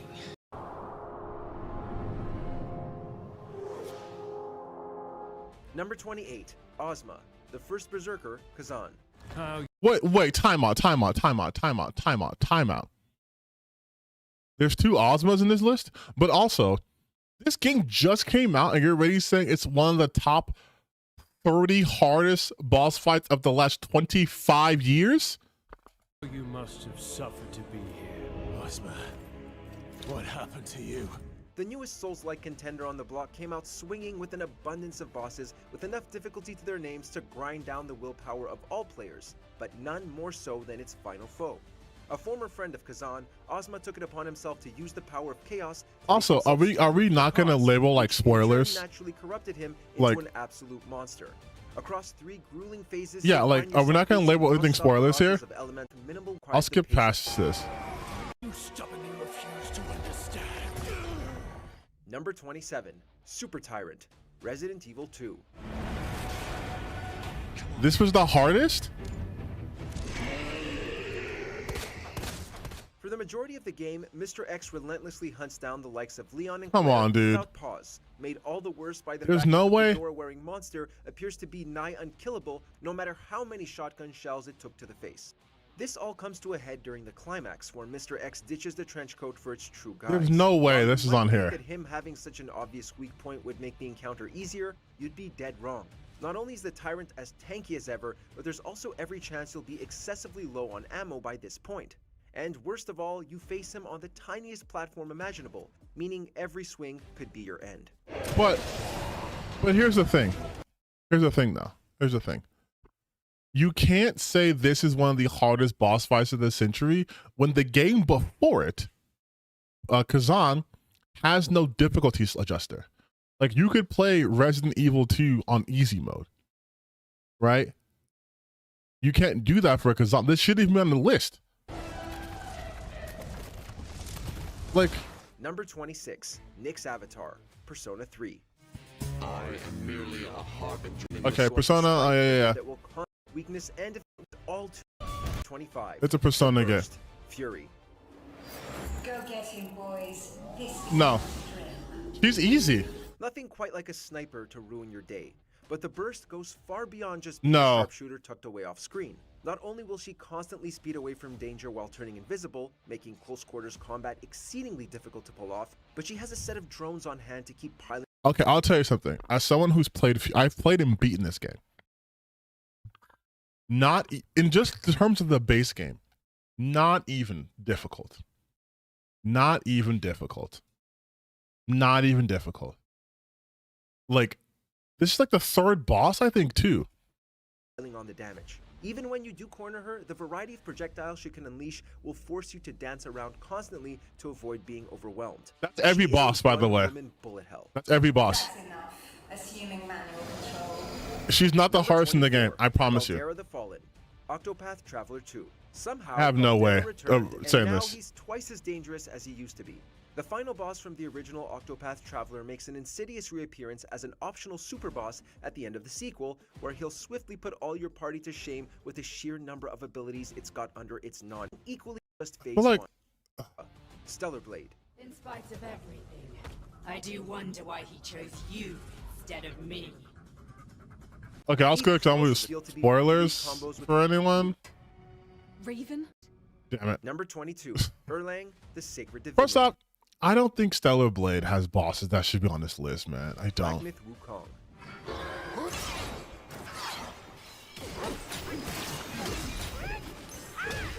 Given his grandiose display in the tutorial, it was clear that Wukong's celestial nemesis was a Okay, demon I have who not knew how played to throw down, making him this the game. ideal candidate for a secret boss. What we didn't expect would be how stratospherically difficult he would prove to be. Even with all of the Destined One's numerous abilities, Erlang shirks off damage like it's nothing, probably because he's the only boss to have an extra defense bar on top of his health. Disabling your transformations, blistering the entire arena with projectiles, summoning his hound to chomp at our ankles, Erlang shows you no mercy here. While his second phase is ironically more manageable despite turning into a giant stone beast, his humanoid form broke many a gamer's spirits. I feel like that's not. Bayonetta. Between heaven and hell, he alone is the honored one. Honored. Oh, okay, Gojo reference. Daring to take on his might. Resident gunsmith Rodon has always acted as Bayonetta's go-to weaponeer and informant, but he's also made a name for himself. Like he should be as the higher hardest up. boss in every single game in the franchise so far. Of the three, his debut in the first Bayonetta as the angelic Father Rodon was by far the most daunting. The Infinite One is so relentless that not even the game can properly follow the speed of his punches. Your only hope is to remain mobile, not get caught, avoid his homing attacks like the plague, and it's over. Yeah, that I feel like that should be a lot higher. Souls.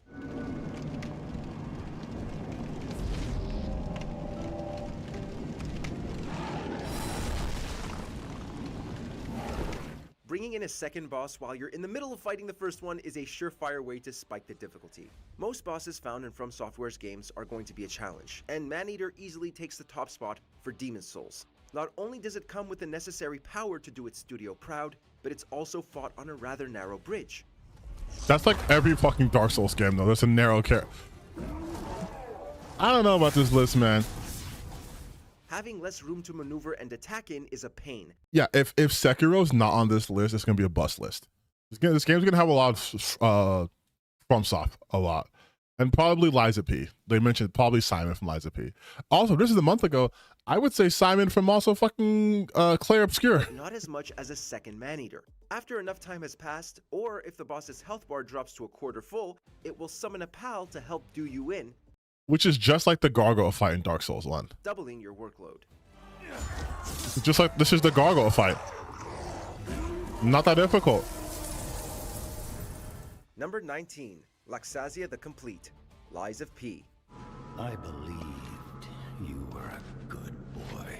While we'd be remiss not to mention the nameless puppet who almost made this list, it's Laxasia the Complete who reigns supreme within Krat. With her electric affinity greatsword, she'll Yeah, first I start would off say the she was battle one of the with harder slow bosses in the user-like game for technique. sure. However, once you reach her second phase, the difficulty spikes up as she drops her armor and proceeds to strike you down with her super fast attacks Lightning and attacks. lightning projectiles. If you get too close to her, she'll use a huge damage-dealing AoE electrical blast. Laxasia's move pool is also full of feints, and she constantly circles around you, meaning you'll have to pay close attention to everything. Yeah, she's not easy. She is not easy at all. Number 18, Alma, Ninja Gaiden. Alma is not your typical boss encounter in Ninja Gaiden. She stands as one of the toughest adversaries in the series due to her agile movements and powerful attacks that keep players constantly on their toes. Her ability to Did I finish the first Ninja Gaiden? I played Black. Creates a chaotic battle where even seasoned gamers struggle to find safe ground. Timing your dodges perfectly while landing precise hits is crucial, but easier said than done when facing her unpredictable But patterns. also, a lot of the If Ninja that wasn't bad Gaiden enough, difficulty is the fact that the camera sucks. also have to contend with a very hard to control camera. Yeah, I was literally gonna say, like that's usually what gets you. Number It's the 17, camera. IB1, Cell 240, Armored Core 6, Fires of Rubicon. Another FromSoft game. I argue that Balteus or even the true final boss All Might should be in this spot. We're going to have to give it to this frightfully fast mecha. Not only does it have I feel like a lot of what they're saying is, we know there's a real difficult boss, but we had trouble with this one. Considering all the powerful demons Demi-Fiend conquered in Shin Megami Tensei 3 Nocturne, it's absolutely no surprise that this encounter is a complete battle of survival. Not only is Demi-Fiend's stats all completely maxed, but he will resist all elements and status ailments. He comes equipped with a plethora of powerful skills that you'll all remember using from his debut game, such as Freikugel. Much like now being them. Okay, I didn't play this game, so I'm gonna skip it.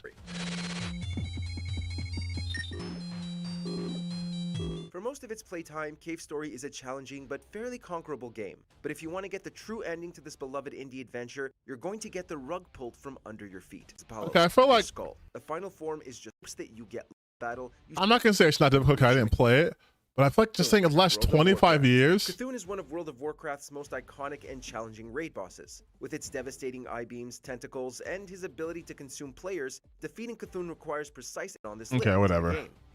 This old godly never forget. Oh, okay. Wait, not this over Slave Knight Gale. Not Sister Freed over Slave Knight Gale.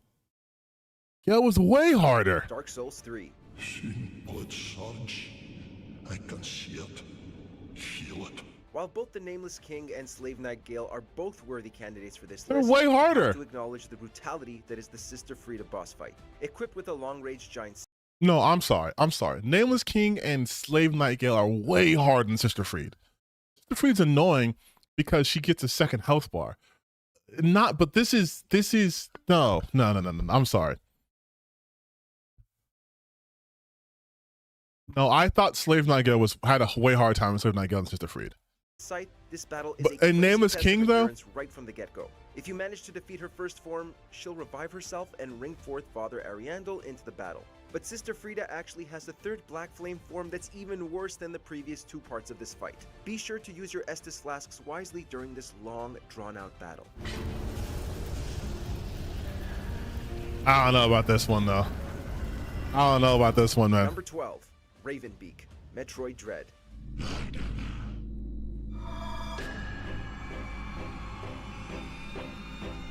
Like those that came before it, Metroid Dread upholds the high difficulty the series is known for, and Nintendo couldn't have included a better boss to make us feel actual dread than Ravenbeak. In 3 brutal phases, the Chozo Warrior demands extremely fast reaction time unless you want your health quickly depleted to 0. Okay, I haven't played this game, so I don't really care. Gna, God of War Ragnarok.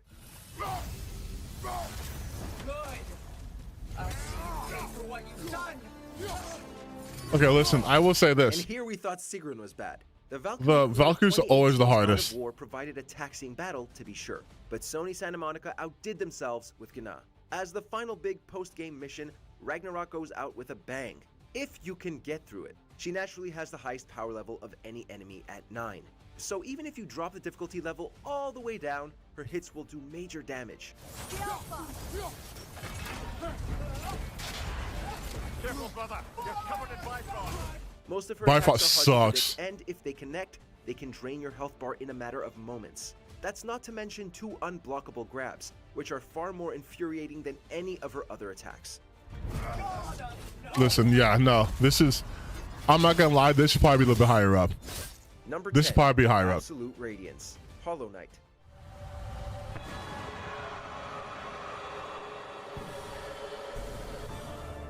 The final boss of Hollow Knight is a tough challenge to overcome. But with the Godmaster expansion, developer Team Cherry made it even harder. Absolute Radiance is a mix of undeniable power and an ungodly speed at which it can unleash it. Most I've of its heard attacks nothing have either been fun about increased this in guy. strength or, in terms of its projectile I haven't finished Hollow Knight. capacity. Thankfully, your little knight should be well powered by the time you face it. I think I'm too impatient for Hollow Knight, to be honest. And since it's an enhanced version of a boss fought previously, you should know what to do even if actually doing it is a hassle. Fought across 6 phases, Absolute Radiance is the peak of what Hollow Knight can offer. 6 phases is crazy. A 6-phase boss fight is crazy. Number 9, Yozora, Kingdom Hearts 3 Remind. Time to What? end this. Despite being games based around Disney franchises, the Kingdom Hearts series is no stranger to brutally hard boss fights that would leave any adult weeping. The DLC for the latest main entry, however, outdid everything before it with Yozora.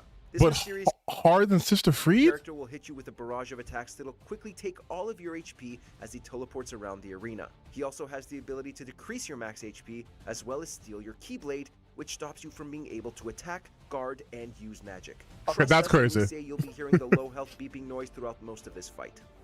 I guess that my powers aren't needed yet. Number 8, Fatalis, Monster Hunter World. Okay, yeah, these are getting kind of. third phase, but you only have. You're getting kind of okay, but still, I would say no. I was gonna give them credit. You can literally watch my whole gameplay of this entire game of Cuphead. This is not the hardest boss in Cuphead. This is not the hardest boss in Cuphead at all. At all. While Chef Saltbaker of the DLC came close to matching it, there's just no topping the frustration that comes with fighting Dr. Cal's robot. Cuphead mostly consists of boss fights, the majority of which can easily wall up the player, but this one really tested our dedication in reaching the end. No, I'm sorry, this isn't even the hardest one. Phase sees the robot utilizing a variety of projectiles while you blast apart the 3 pieces. With each piece destroyed, more attacks are added. Phase 2 has homing bombs to look out for, while Phase 3 gives you more projectiles to dodge, along with electrified walls. The whole ordeal is a literal bullet hell, and you won't have nearly enough firepower to make it balanced.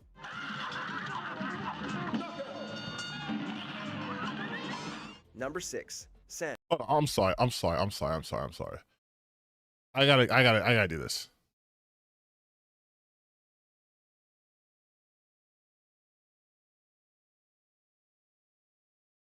So I've played Cuphead on this channel.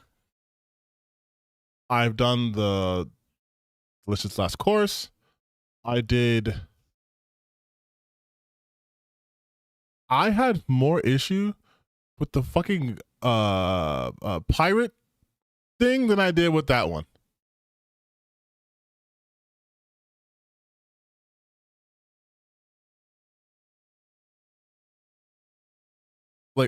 That was what boss is he actually? This is back in my I have more problems with this person.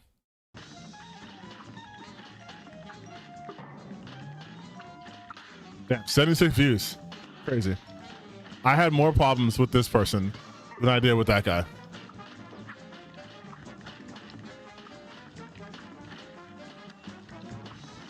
Oh, the dragon. Oh, I got it. I gotta do. The dragon was way harder for me than like. Yeah, I don't even remember the fucking.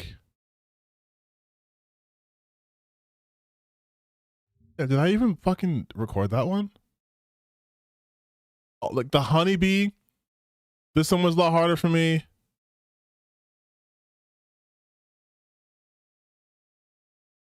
Oh yeah, this was a lot harder for me. The other shit was not that difficult. But yeah, if you guys want, you can watch my Cuphead playthrough from years ago. But no, there's no fucking way, dude. There's no fucking way. The Bee Queen was way harder than the fucking way harder. Undertale. I've never fought Sans, but I know how hard it is. If you choose to go down the genocide route, meaning you've killed every single monster you can come across instead of sparing them, Sans will be waiting for you. And honestly, you probably deserve his wrath.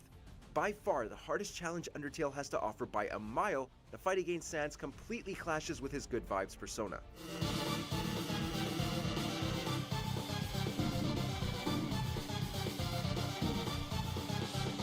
You'll approach the fight like many. Bro, I can't tell you how many times I've heard Megalovania, alright? Most of those attacks are impossible to see coming and lightning fast. There is no making it through without a lot of trial and error, which means a lot of deaths at the hands of this dopey skeleton. It takes the utmost determination.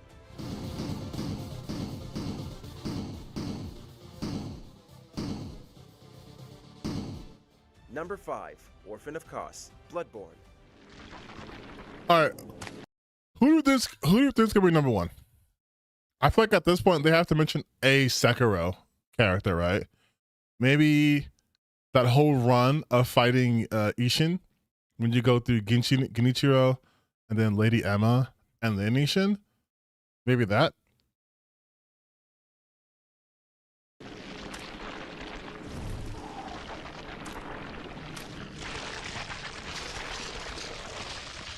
We're not sure what's more disturbing about this thing, its fleshy weapon or its tendency to shriek when it lunges at you.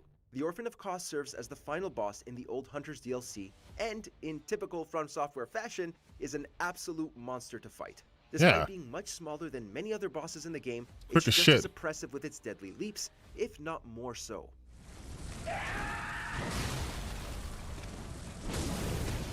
This is the game that will never be modernized either. Say goodbye to a major portion of your health.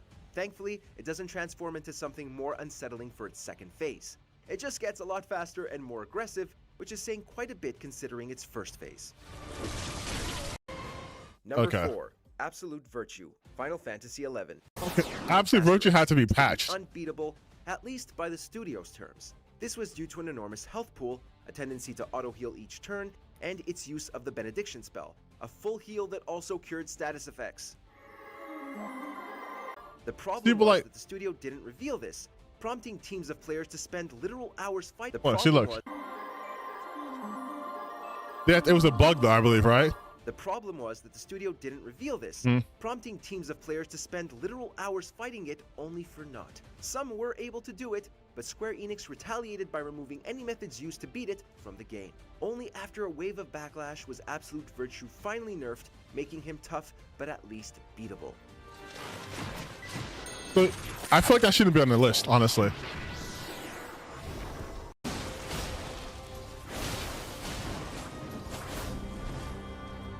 In any other game, a boss declaring they've never known defeat would make us eager to give them. Okay, I will say this. I will say this. I know there's DLC for this game. I know, obviously, right? Shadow of the Earth Tree. And yes, that boss is fucking hard. But when you first fought against Millennia, ain't no way you thought it would be that hard. Ain't no way. Ain't no way. You saw her hitting you and healing, you're like, oh, fuck. A waterfall dance? But in a From Software game, we knew we had waterfall dance was crazy. Millennia quickly gained a well-earned reputation for being the holy grail of painfully hard boss fights in Elden Ring. Avoiding Optional, her is extremely hard mind with you. her long sword and multi-hit flurry attack.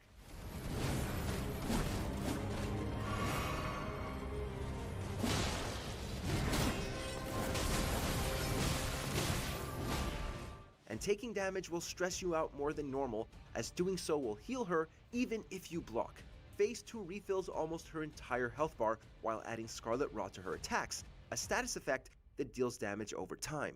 There's no shame in summoning allies for this one.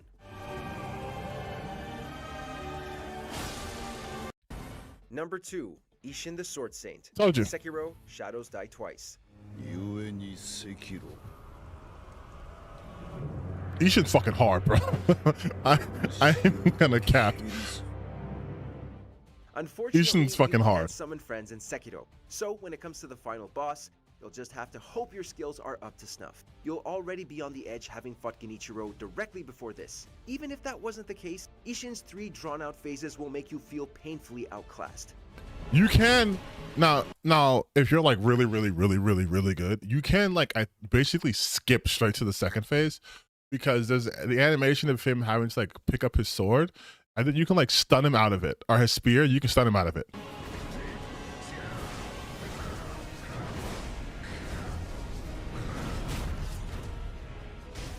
His sword slashes have surprising range and will catch you off guard, as will his AoE attacks. His patterns grow more random with each pause, making it hard to get a read on what's coming next. It's an incredibly satisfying victory, but one that's definitely not earned easily. No.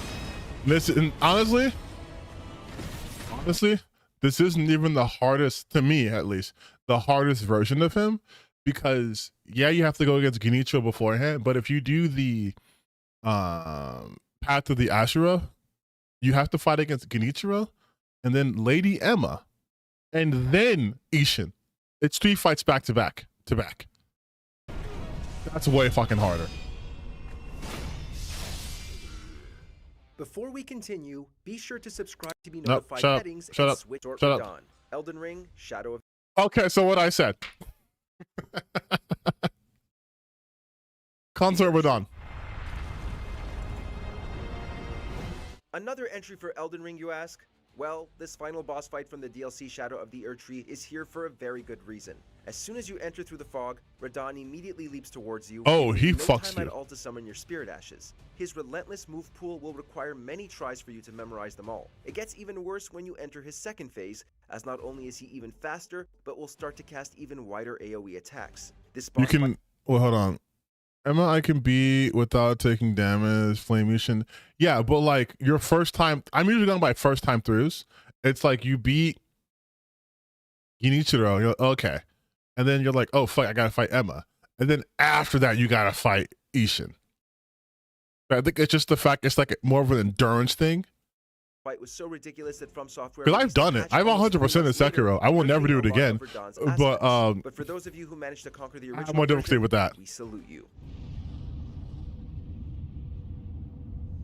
Which of these bosses prove Mind you, you want to see my playthrough of me fucking fighting Radahn?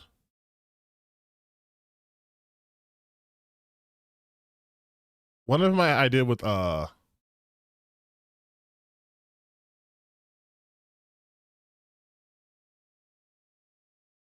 didn't I upload it?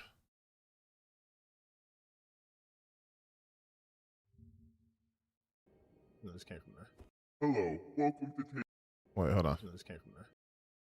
That is on Twitch. No, I had a video where I swear to God.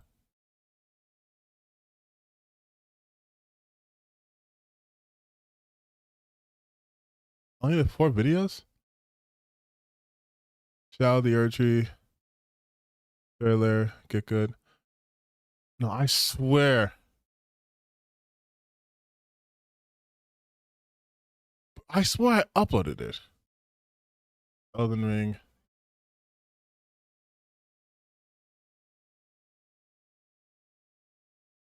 I swear. I swear I uploaded it. Is that not titled Elden Ring? I thought it's Shadow.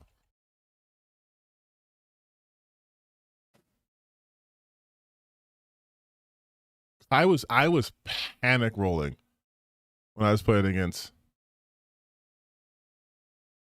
Radahn.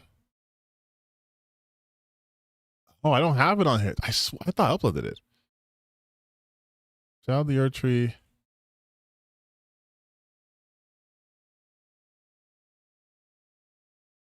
I guess I didn't. But that shit was hard. Like Radahn, that was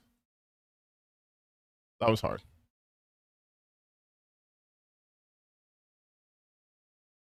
Actually, it's Father Owl first. Isn't it I'm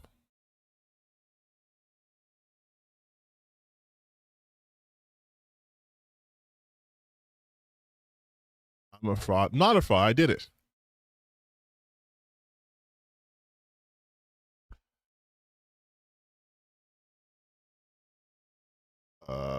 What's this shit called?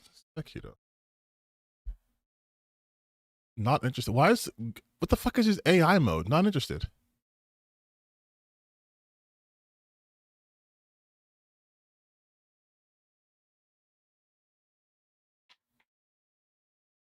Wait, what's the ending when it's what's the ending then when it's you fight Emma? Isn't that when you follow through with Owl's shit?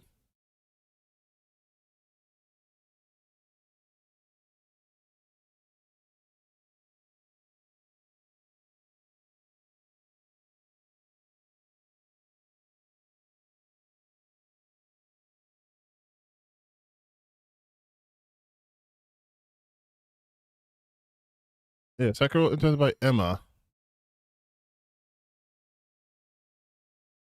Oh, so it's not Genichiro first, it's Emma first, then Ishin. That's what it is.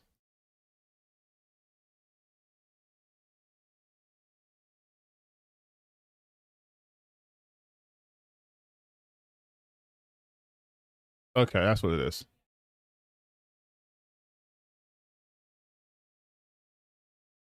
Yeah, because there's multiple ways. There's multiple endings to that.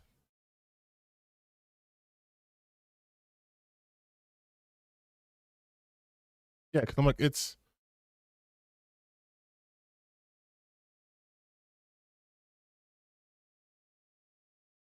this is a long time, but I'm pretty sure you fight Owl twice.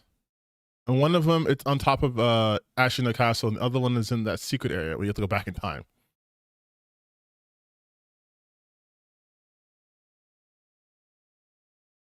Yeah. She don't fight him. Yeah. Okay.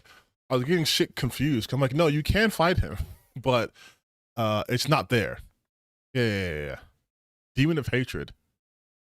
Listen, no one's questioning me, but just in case. Just in case. You see what it says right here. It says 34 out of 34 achievements. All right, we did that shit. I last played this February 2023. But we did this shit. We did, in fact, beat Sekiro. We 100%ed it.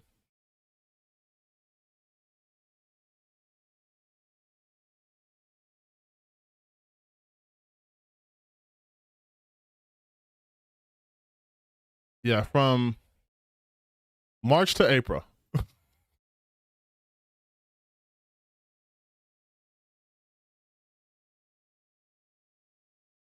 Damn, did I not have a job? What the fuck was I doing playing this game so much?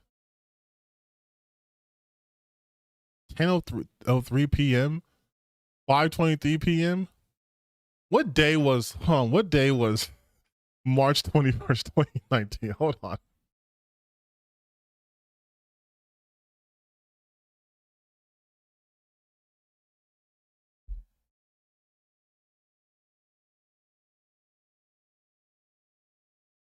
Oh my god, that was a Thursday? Bro. God damn. God damn. Did I not have a job? What the fuck was I doing on a Thursday? At 10 p.m. I had work next day? No, I didn't have work the next day because I was working at a school. So I think I was on a break. Oh no, I worked at school. I had different hours. I just probably went to bed afterwards. Okay. Not me. Not me jobless playing Sekiro. Getting my ass handed to me. But nah, Sekiro was hard. I ain't gonna front. Sekiro was hard. That's why I will never try to 100% a game. The thing with Sekiro is it had a deflection mechanic. And you guys know, deflecting is like parrying. So like, of course I play the shit out of it. You put a parrying or deflecting mechanic, I'm playing Wu Chang right now. And it's a weird game because it's not necessarily a deflection mechanic. It's a skill you have to unlock. So you have to unlock it, and only certain weapons can do that. Like, if you have an axe in the game, you can block. But if you don't have an axe in the game, you cannot block. And I don't run with axes. I do longswords or one-handed. So I had to fully spec into longsword in order to unlock the ability to deflect, sword deflect.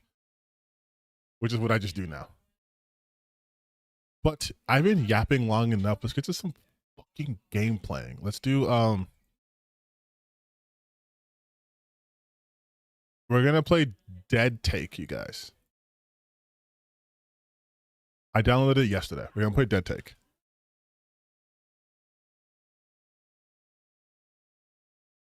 Yeah, the two-handed and Fallen Feathers is it's also called the longsword. The one-handed ones are short, or you can't do that. Which I think is stupid.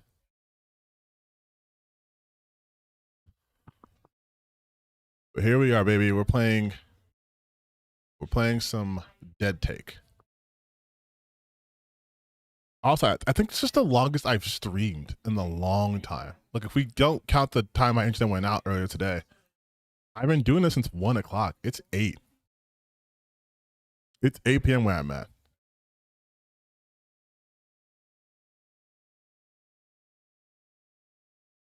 Yeah, I don't deflect spells though because the dodge mechanic is pretty good.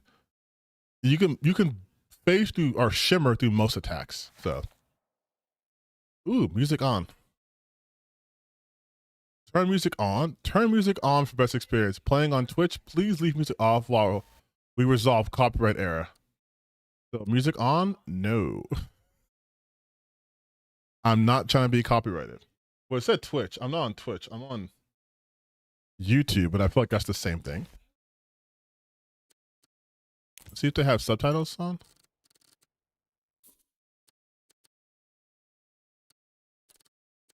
Disability.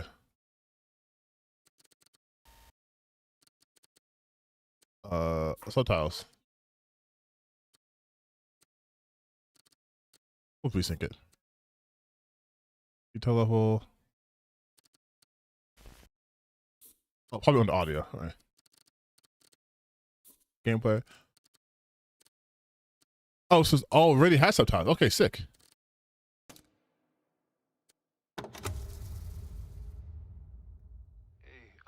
Vinny? Vinny, hey man, it's Chase. Hey, Chase. Can you answer the phone, please? What is this game about? I have no idea.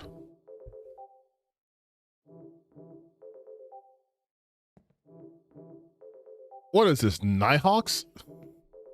No door? Vinny, you're scaring me, man. Are you at Duke's? Is Duke with you? Answer your phone, please.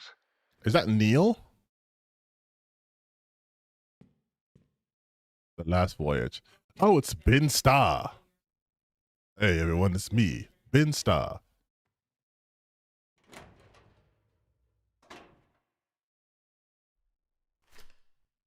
The Last Voyage. On behalf of Duke Kane. Also, you know, I've heard that I have, I don't know if I've ever told you guys this. So I have like 2 voices I use. 3.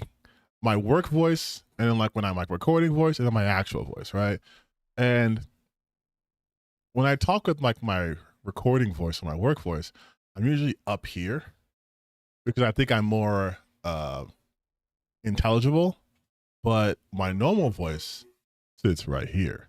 But I think when I talk like this, it makes it a lot harder to understand me. But for this, I'm going to try to use more of my natural voice. And if you don't like it, you can just tell me, no, I can't hear you, or too low or too mumbly. And I will adjust, okay? But this is how I actually sound. Like, no putting effort in, no anything. This is how I sound. I am not pirate software. I'm not pretending to sound deeper than I am. This is me not working.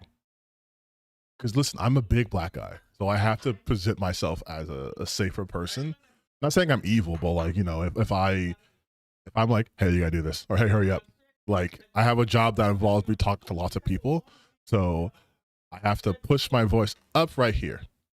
Because it still sounds like authoritative, but like kind of like a suggestion. It's like, hey, if you want to do this, you can do that. And I go really high. This is when I'm like, hey guys, it's me, your boyfriend / girlfriend / day friend / content creator, da da da da da da. But if we talk right here, then it sounds like I'm either doing a pirate software or I'm trying to make myself sound like more manly or masculine. But this is how I sound. Like this is my voice. Unaltered. This is what I sound like. So we'll just use our normal voice here. So like I'm not doing a voice, just I'm saying. On behalf of Duke Kane, we are delighted to invite you to a private party celebrating the beginning of the production of The Last Voyage. It's October 23rd, 1930 till late. That's 7 o'clock, 7:30.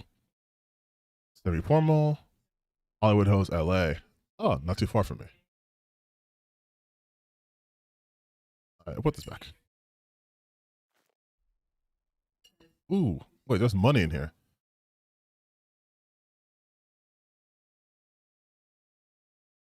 Vinny, get out of there, please. Just pick up. God damn it. Don't believe what he says, Vinny. Duke is. Please. Yeah, I know his actual name is Store. Oh, this reminds me of that one part of mouthwashing What they just have? Okay, so kneel, then wait.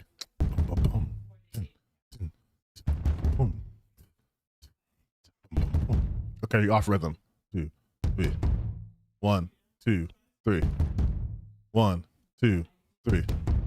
1, 2, 3. 1, 2, 3. Boom, boom, boom. Okay. Oh, Jesus Christ. Okay, I was not expecting that. I was jamming for a minute. Hi, my name is Chase Lowry, 6'3", Los Angeles. Just want to say I'm really excited to get to audition for the part of Willie in your upcoming project. Hey, I'm not.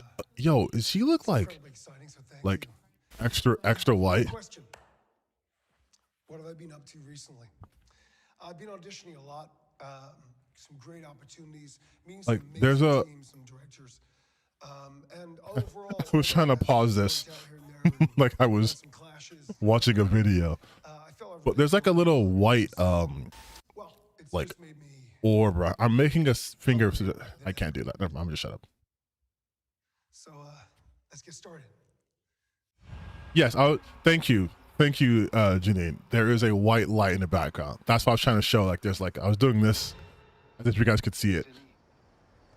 I'm outside Duke's place. I'm outside.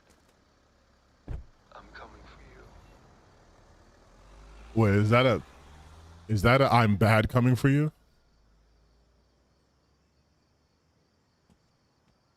Is that a health bar? What a pretty moon.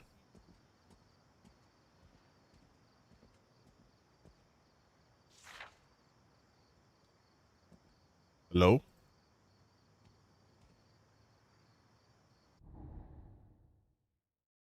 Your cell phone, your wallet. Okay, so I thought my cell phone would get me in there, but I guess. But this?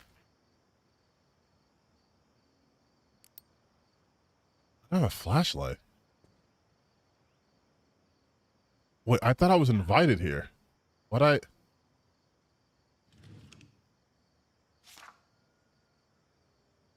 Non-disclosure agreement for private residence. This NDA is agreement. The recipient acknowledges that during their visit to their private residence, they may be exposed to confidential, sensitive, or proprietary information, including unlimited to guests, conversations, the photography or recording. No disclosure to external parties. The recipient agrees not to share, disclose, or disseminate any information. But no one signed it. It's just a copy. No, said they. It's just a copy of it.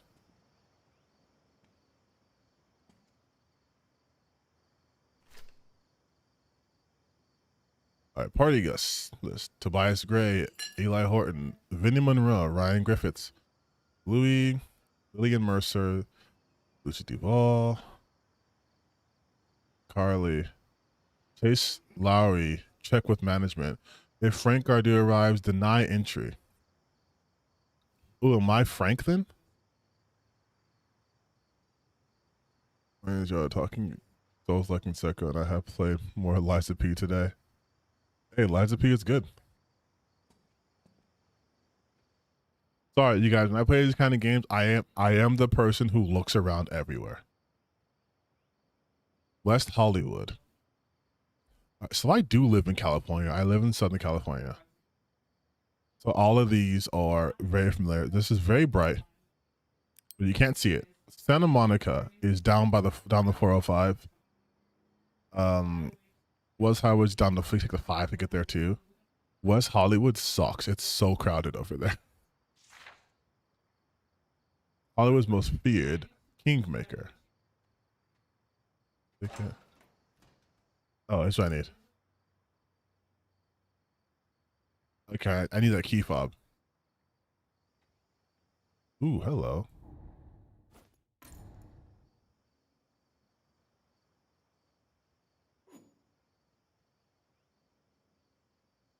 Black. Ew, throw your shit away, man. It's nasty. You can get ants. Ooh. Today's frequency code point. Yeah, I'll do it this way. 0.320. Remember the first two digits. Always remember the first two digits of the Kane estate. Wait. This is why you look around for shit, you guys. So 51.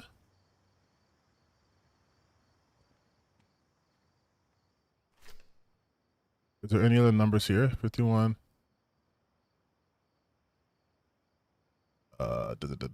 Controversy will never die. Yeah, so 51. 51.320. Hell yeah.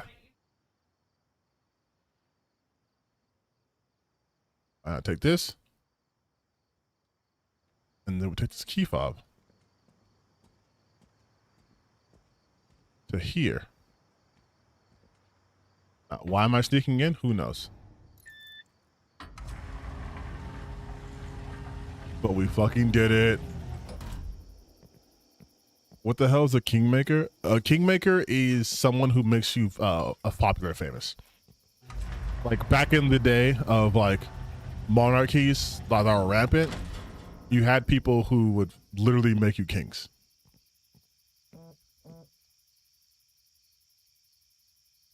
What the hell? Oh, my controller's here too? Nah, I'm just down here. I want to pop. Oh, so I'm Chase. Chase Lowry. It's Duke Kane, executive producer of Lamplight Productions. You're the boy who sent me some material, your headshot, your audition take. I remember it. You looked vulnerable. I don't like That's rare, that. Chase. Your friend Vinny. You looked vulnerable Vinny and just plays a part. readable. But you, I think I want you for Willie. As you know, he's the lead role, the soul of The Last Voyage. I think you might just have that kind of soul, Chase. Loyal, trusting, malleable. So come to me. I'm not a Hollywood type. Let me Is this normal? all of you. Don't keep me waiting. Hey, yo, that don't sound, no. That does not sound normal. Yeah, I tried calling, but I know you're busy. Ain't luck with casting sweeps. Hey, Lynn, I called again. Lynn, talk. Hey, Chase, been super busy. You know how it is. I'm still pitching you as always, but no bite on the bait yet. I'll keep you posted. Hey, honey, Dad said you're doing really well with auditions, so keep me posted. If you hear anything great, I told the girls at the salon that you were going to be the next big thing, and they said you were always so good at high school plays, with which you really were. Call me when you get a moment. Aw. I won't call you. Winning is a fair. I won't be the person that gets you winning. I've helped many men in your same position with me. You'll never have to worry about money or women again. Arrange payment for future sessions.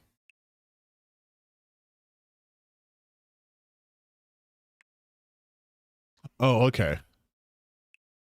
So I'm looking for Vinny. Okay. My memory is not always the best, you guys, so I will be forgetting a lot of shit.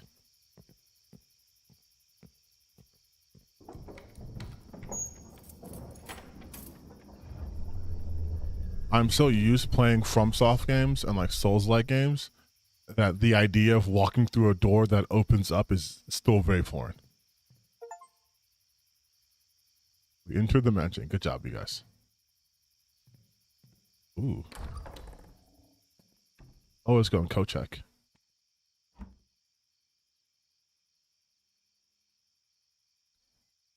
Oscar Lindholm, 1985. I also always have a tendency of closing the door because I don't like people come. Oh, I don't like the idea he become this is I don't like this. These 4 men, this little kid. I don't think that's a good. I don't think that's a good thing at all. Same list. So Vinny was VIP. Chase wasn't even invited. Well, no, Chase is here. He says check with management. So not a for sure thing. Oh, Vinny signed the NDA.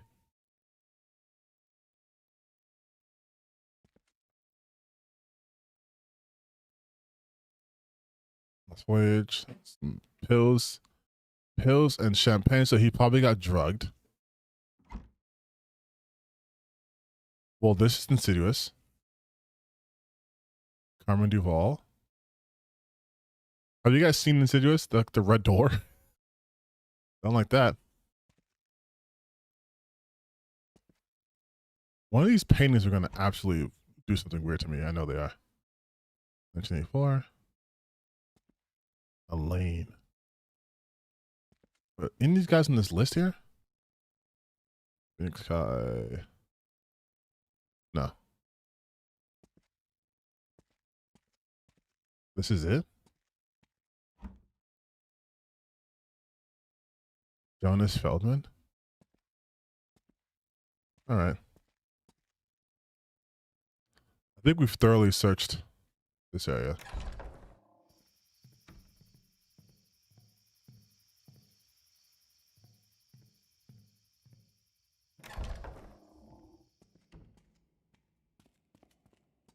It's weird. Nothing's unlocked. Nothing's locked, I mean. Everything's unlocked here.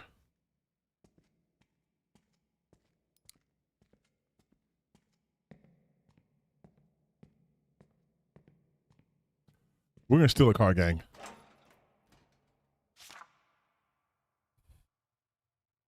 I'll call customer Gus Calandra on behalf of Duquesne. Location, NA.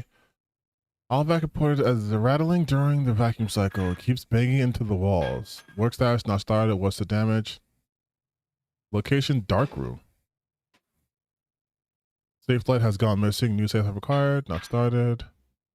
Projection room. Projector reported to be malfunctioning. I know how to play videos without stuttering. Wait, complex issue.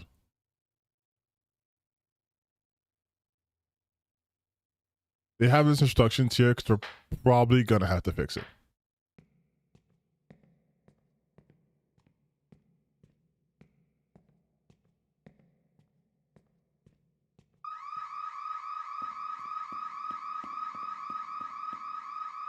That wasn't me.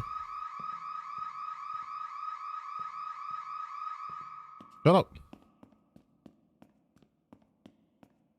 Blowing up my spot like that. Goddamn. Oh, now it's locked. Okay.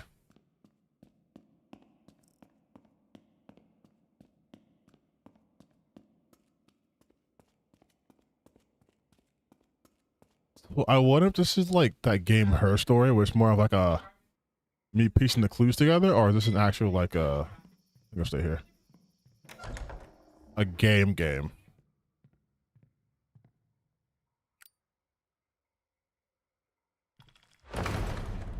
Hey, yo, what? Where was? So probably should go this direction, but I'm not going to immediately. Duquesne. Where the frame ends, the story begins. Pretentious.